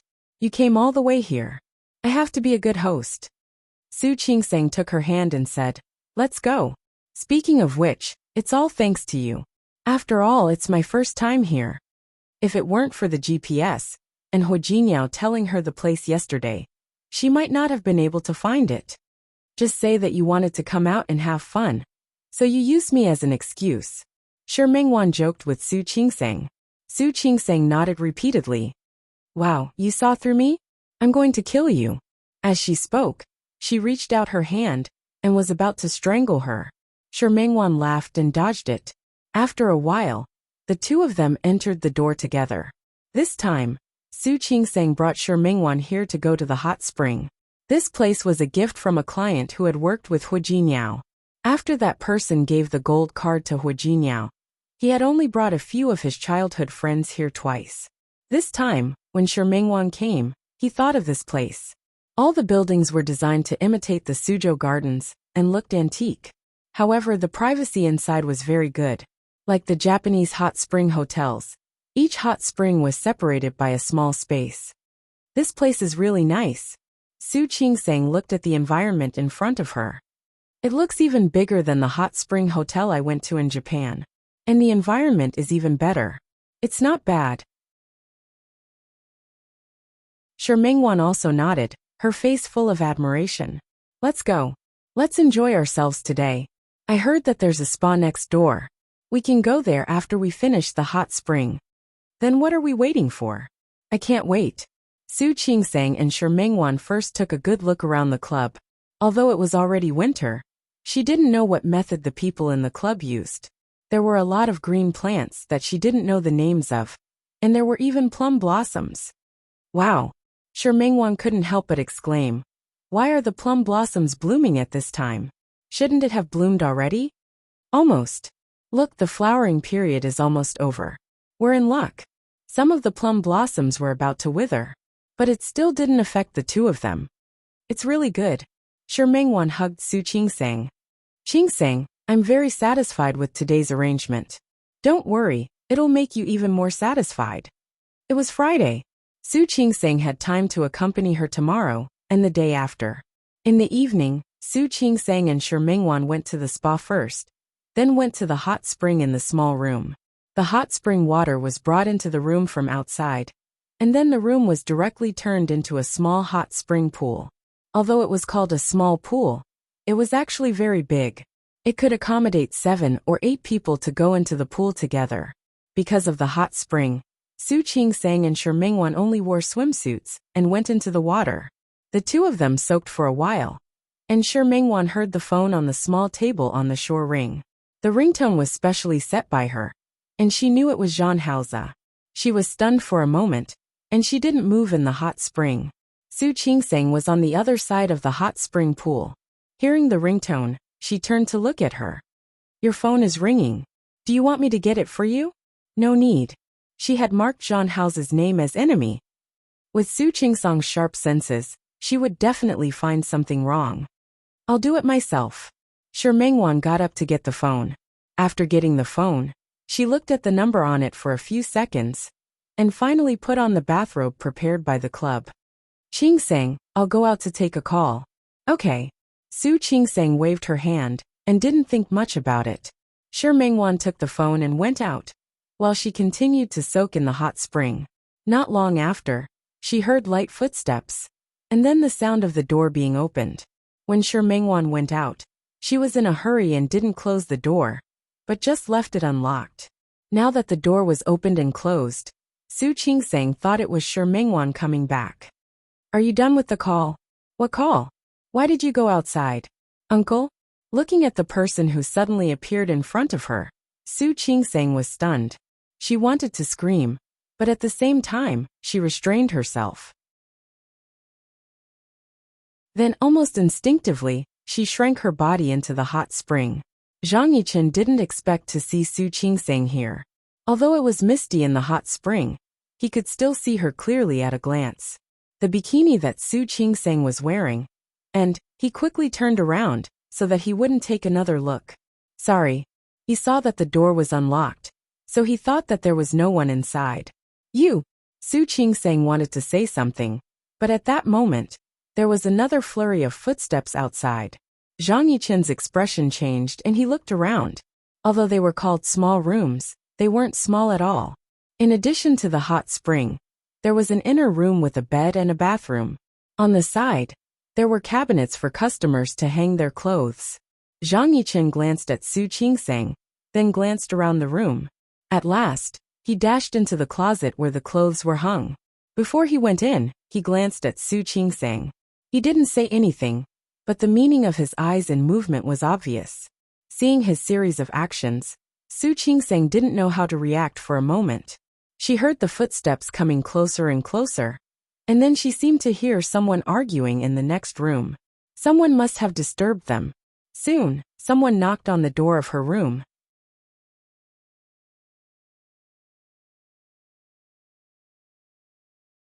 Chapter 503. After standing there for a few seconds, Su Qingsang opened the door. There were several people standing outside. Seeing her open the door, they seemed to be about to rush in. Su Qingsang quickly stood in front of them, looking at the behavior of these people in front of her. "Who are you?" Su Qingsang didn't let those people in. She glanced around. There were at least 5 people standing in front of her, all wearing black suits. She could also hear the protesting voices of the guests on the other side of the corridor. Obviously, they were dissatisfied with their behavior. The hot spring was very warm inside, but the wind in the corridor was a little cold. Su Qingsang tightened her bathrobe and looked at the people in front of her with a guarded expression. "What do you want?" The man in the lead took a step forward when he saw Su Qingsang. "Sorry, our boss just lost a dog. We came to look for it." "There is no dog here." Su Qingsang frowned because of what he said. "Dog? Was he talking about Zhang Yichen?" "Yes or no? Let us go in and have a look." "Sir, I'm here to spend money. You came into my room casually and disturbed me while I was enjoying the hot spring. Can I complain to your boss?" "I'm sorry, boss. The lost dog is very valuable. We must find it." As the man spoke, he raised his hand and was about to let the people behind him rush in. How could Su Qingsang let them in? She stood in front of them and said, "I advise you to think about it carefully. I'm not someone you can mess with. Do you know who I am?" The man in the lead had a mustache. Hearing that, he stopped rushing in and took a step back, looking Su Qingsang up and down. Su Qingsang was wearing a bathrobe, and her hair was tied up on top of her head. The man couldn't recognize her just like that. Su Qingsang stared at the man and said, I am the wife of Hu Jiniao, the president of Tianyu Group. Aren't you afraid that my husband will be unhappy if you rush in like this? The man with the mustache narrowed his eyes and looked at Su Qingsang. Su Qingsang didn't hesitate and took a big step back. Come on, you want to find a dog, right? Come in and find it. But I'm here to spend money. My husband gave me the card. He was also the one who told me to relax here. If you insist on coming in to look for it, I won't object. However, if you don't find the dog and cause me trouble, then I really don't mind telling my husband that this is how you treat your VIP customers. The mustache man still wanted to say something, but the person standing behind him took a step forward and said something to the mustache man. The man with the mustache stood there and stared at Su Qingsang. He didn't make any move to rush in, but he still had to say, We're just looking for a dog. Madam, please let us go in and take a look. I said there are no dogs here. I'm a big man. How could I not know if a dog came in or not? Or could it be that you're doing this on purpose to make me unhappy? When she said this, the manager of the club also came over. He obviously knew that Su Qingsang was here with the limited VIP gold card. When he saw Su Qingsang, he nodded vigorously with an apologetic smile on his face. Sorry, Mrs. Hua, your subordinates are immature. They're not targeting you. It's just that this dog is really my boss's beloved pet, so we must find it. Please do my boss a favor and let my people in to take a look. Just one look. Don't worry. We promise not to disturb you. Su Qingsang stood still, obviously not intending to move away. The manager could only go further. Mrs. Hua, don't worry. Our boss and Mr. Hua also know each other. They are both people in the business circle of Rong City. I believe that even if Mr. Hua was here, he would give our boss face. Why don't you let us disturb you for a few minutes? Hearing what the manager said, Su Qingsang smiled and said, Okay, just a few minutes, right? It's okay. Come in and look for it. As she spoke, she took 2 steps into the room and then stood in front of the wardrobe casually. Go ahead. The club manager glanced at the mustache man. He came in with a few people to take a look around. The room was so big that it was easy to see if there was anyone hiding in it. The man stepped back and looked at Su Qingsang's position. Behind her was the wardrobe. The mustache man obviously wanted to look at the wardrobe. Su Qingsang smiled when she met his eyes. Sir, do you still want to search the wardrobe? Why? Do you suspect that your dog can run in by itself? Come and find. As she spoke, she pretended to pull the door of the wardrobe. The mustache man cleared his throat. No need. Sorry to disturb you. The club manager also nodded vigorously. Sorry to disturb you, Mrs. Hua. We will go to Mr. Hua's place to apologize another day. No need to apologize. Su Qingsang crossed her arms in front of her chest. I came here to relax. To put it bluntly, I came here to enjoy myself. Since you know that I disturbed you, why don't you leave? What? You don't want me to stay here anymore, do you? Is this how you do business? Sorry, we will leave now. We are really sorry to disturb you, Mrs. Hua. Please understand. As the club manager spoke, the mustache man was still staring at the wardrobe behind Su Qingsang. It was obvious that he wanted to open the wardrobe and search it again. His gaze made Su Qingsang even angrier. She took a step forward, her face full of anger for being disturbed. After the manager repeatedly apologized and said that all of Su Qingsang's expenses that day were free, he left with the mustache man and the others. Su Qingsang didn't relax because they were leaving. Instead, she kept standing in front of the wardrobe. Her face was always in an unhappy state, which made the man with the mustache turn around and look at her for the last time before he left without any more doubts. Su Qingsang looked casual, but only she knew how stiff she was and how nervous she was. When the last person left, she slowly walked up and closed the door. As soon as the door was closed, she leaned against the door and didn't move. Only she felt a layer of cold sweat on her back. Just now, she was really worried that the mustache man wouldn't give up and would insist on opening the wardrobe. She waited for a while to make sure that the sound outside was far away, then went forward and opened the wardrobe. Zhang Yichen walked out of the wardrobe. Thank you. You're welcome. Su Qingsang shook her head and looked at Zhang Yichen's clothes. He was also wearing black. They were looking for you just now. Yes. Can I ask, what did you do? Su Qingsang asked, then realized that she didn't ask. With Zhang Yichen's status, he couldn't say anything. Nothing. I took something from their boss. Zhang Yichen didn't say anything. Su Qingsang didn't ask anymore. The people outside the door hadn't left yet, and Zhang Yichen couldn't just leave like that. Looking at Su Qingsang, who seemed to be a little embarrassed, he thanked her very sincerely. You're welcome. Su Qingsang had already calmed down. She believed that if those people wanted to come back, they wouldn't do it now.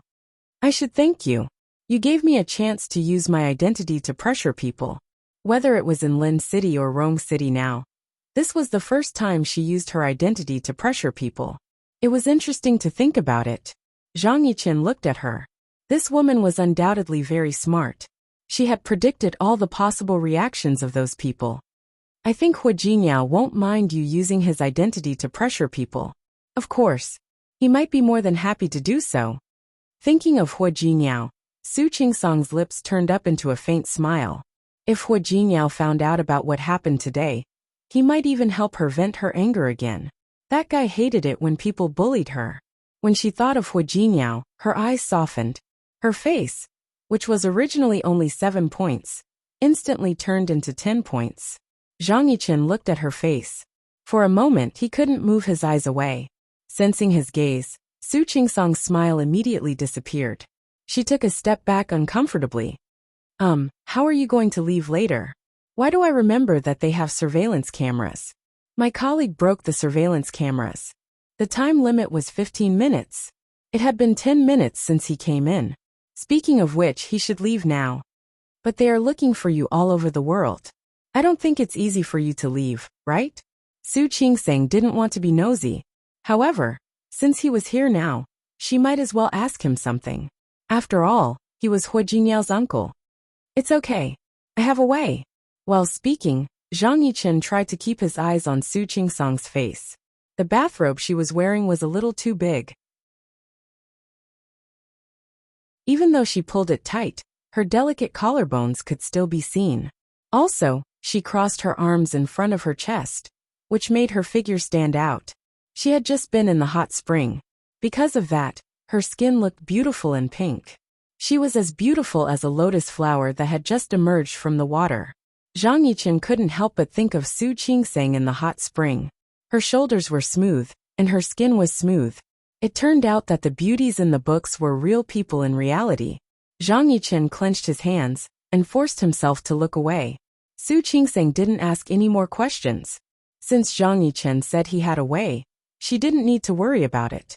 The two of them didn't say anything. They just stood there facing each other. The silence was a little awkward. Realizing the situation in front of her, Su Qingsang took a step back, wondering why Shi Mengwan hadn't shown up yet. Zhang Yichen's jaw tightened when he saw what she was doing. He tried his best to ignore her evasive attitude. He told himself that she was married and was his niece's wife. Are you in the hot spring alone? Zhang Yichen saw the door open. He thought it was an empty room, so he rushed in. He thought he could find a chance to hide.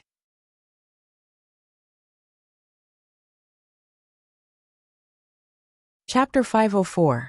Su Qingsang shook her head and said, No, I came with a friend. After that, they didn't say anything else. Su Qingsang was wearing a bathrobe, but her clothes were disheveled. She felt very uncomfortable, thinking about how to end this situation. Zhang Yichen frowned at the awkwardness on her face. He was about to say something when someone knocked on the door. Su Qingsang and Zhang Yichen looked at the door at the same time. They both thought that the other person had returned. Zhang Yichen glanced around. He couldn't hide in the wardrobe anymore. There was a small window in the bathroom, but he couldn't get through it. Su Qingsang looked anxious as well. Under such circumstances, where could Zhang Yichen hide? Zhang Yichen was about to go to the bathroom when Su Qingsang heard Shi Mengwan's voice. Why did you lock the door? I didn't lock it just now. Su Qingsang was relieved to hear Shi Mengwan's voice. She glanced at Zhang Yichen to tell him that it was okay. She turned to open the door for Shi Mengwan. As soon as the door was opened, she pulled Shi Mengwan in. She moved so fast that Shi Mengwan didn't have time to react. Qingseng you. Shi Mengwan saw Zhang Yichen when the door was closed. She gasped, then turned to Su Qingseng with her eyes wide open. This is Hu Jinyao's uncle Zhang Yichen. Su Qingseng pointed at Shi Mengwan. This is Shi Mengwan, my friend. Nice to meet you. Zhang Yichen was quite calm. He greeted Shi Mengwan like this. Nice to meet you. Shi Mengwan blinked and looked at Su Qingseng without saying a word. Nothing. I just happened to meet him. Hu Jinyao didn't allow Su Qingseng to tell Shi Mengwan what Zhang Yichen had done. Surprisingly, Shi Mengwan didn't want to keep asking. Su Qingseng also forgot to ask Shi Mengwan why she took so long to make a phone call. Normally, she would have noticed that something was wrong with Shi Mengwan. With Zhang Yichen there, Su Qingseng and Shi Mengwan didn't want to go into the bathroom again. The two of them had just started bathing and wanted to stay a little longer. Su Qingseng looked at Zhang Yichen, then at Shi Mengwan. Mengwan, shall we go back to our room and get some rest? Sure. Although they all wore swimsuits when they soaked in the hot spring, it was really embarrassing to have such a big man standing next to them. Then you. Both of them looked at Zhang Yichen. The hot spring room and their room were on opposite sides of the club. If they wanted to go back, they had to go through a corridor and then a small courtyard. If they left now, what would happen to Zhang Yichen? Zhang Yichen glanced at Su Qingseng, then went to the bathroom. The window was so small that no one could climb out of it. He was in too much of a hurry just now and forgot to look for the way. He looked around and suddenly had an idea. Don't worry about me. If you want to leave, then leave. Zhang Yichen stood there without moving. Su Qingseng glanced at him and finally believed that he would handle it well. Shi Mengwan was a little confused, but she didn't ask further. The two of them brought their clothes into the small room and quickly changed. Su Qingseng was still thinking about how Zhang Yichen would leave later. However, when they came out, Zhang Yichen was already gone. Su Qingseng and Shi Mengwan looked at each other. They didn't hear the door open. They didn't know where Zhang Yichen was. Since Zhang Yichen wasn't here, the two of them went back to their own things. They changed again and went back to the hot spring. This time, those people didn't come looking for them. Zhang Yichen didn't come back either. The two of them could quietly soak in the hot spring. Shi Mengwan was soaking in the hot spring, enjoying the steam. She couldn't help but ask curiously, what kind of uncle is this? He looks so young. He looks like he's in his 30s at most. He's the son of Hu Jinyao's great-aunt. His great-aunt wasn't young when she gave birth to him, so he's about the same age as Hu Jinyao. I see. Shi Mengwan nodded. He's quite handsome. You like him? How about I introduce him to you? No need. Shi Mengwan thought of her phone call with Zhang Haoza. The two of them didn't say a word. They just stayed silent. He didn't speak, so she didn't know what to say. She should have hung up the phone, but she didn't want to. Not only did she not want to, but she also felt that listening to Zhang Haoza's breathing was also very calming and reassuring. Therefore, although they talked on the phone for a long time, they didn't really talk much. Even so, Shi Mengwan only believed in Zhang Haoza. As for other men, she really didn't want to talk about them. Su Qingseng knew that even if she didn't say it, so she didn't ask. After soaking in the hot spring, they rested in the room of the club for the night. When they got up the next morning, the manager of the club brought them breakfast. He apologized again and again for disturbing them the day before.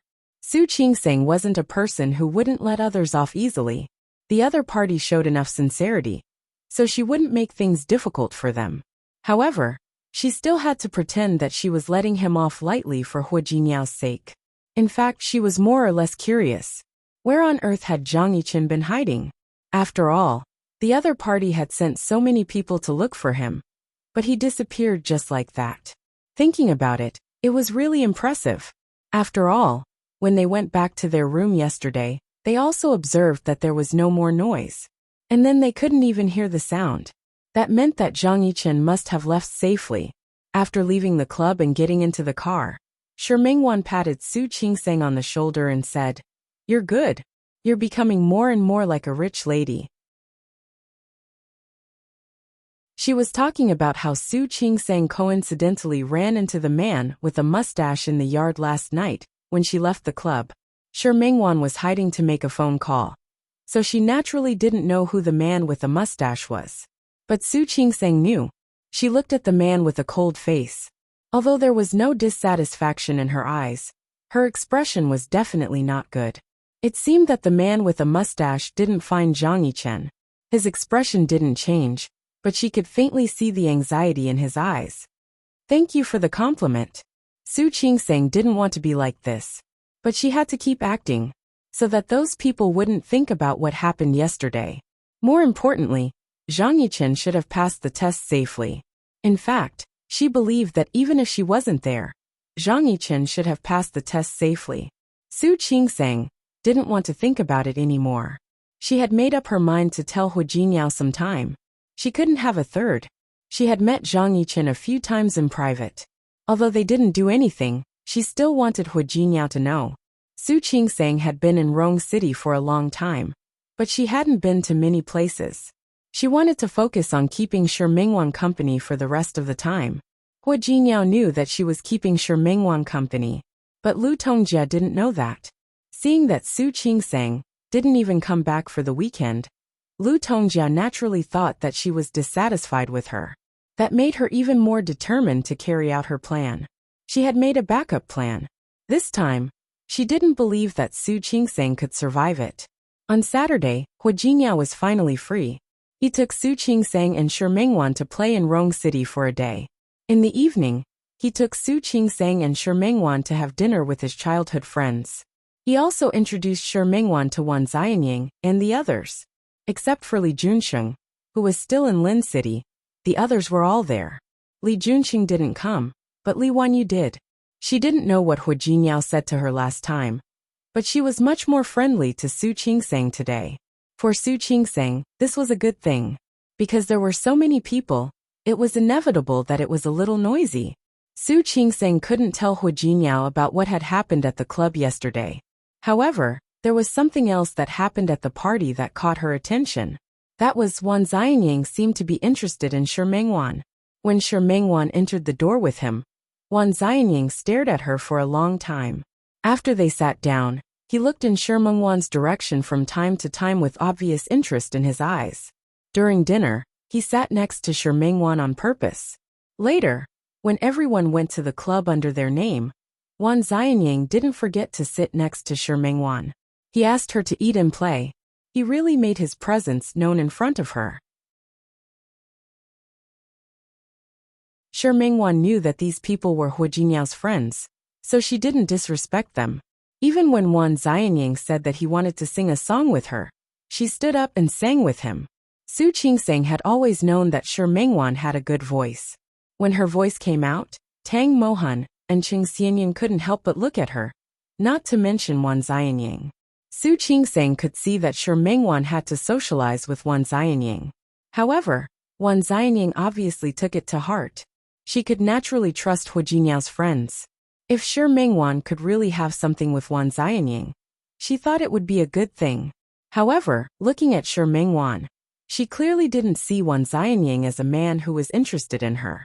She only saw him as Hu Jinyao's childhood friend. It seemed that there was no possibility between the two of them. But overall, this day's gathering was a joyous one for both the host and the guests.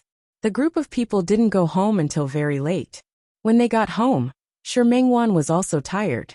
She didn't intend to be a third wheel to Su Qingsang and Hu Jingyao. As soon as she entered the door, she said goodbye and went back to her room to rest. After returning to her room and taking a shower, Su Qingsang took out the hairdryer to dry her hair. Hu Jingyao took the initiative to come over and take the hairdryer from her hand to help her. It wasn't the first time he had done this, so he was very skilled. His big hand stroked Su Qingsang's scalp. She felt very comfortable and even narrowed her eyes.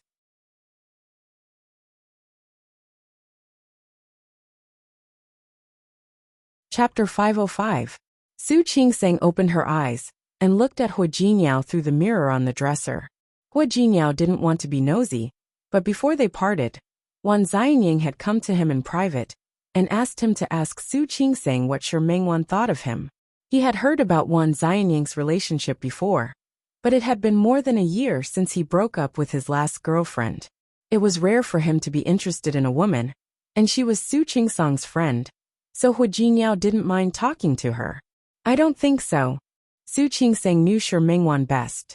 She has someone she likes. She won't be with Wan Xianying. Wan Xianying wasn't bad-looking. He wasn't as handsome as Hu Jingyao, nor was he as masculine as Zhang Yichen. However, he looked fair, gentle and clean. He was the kind of fresh meat that people admired nowadays.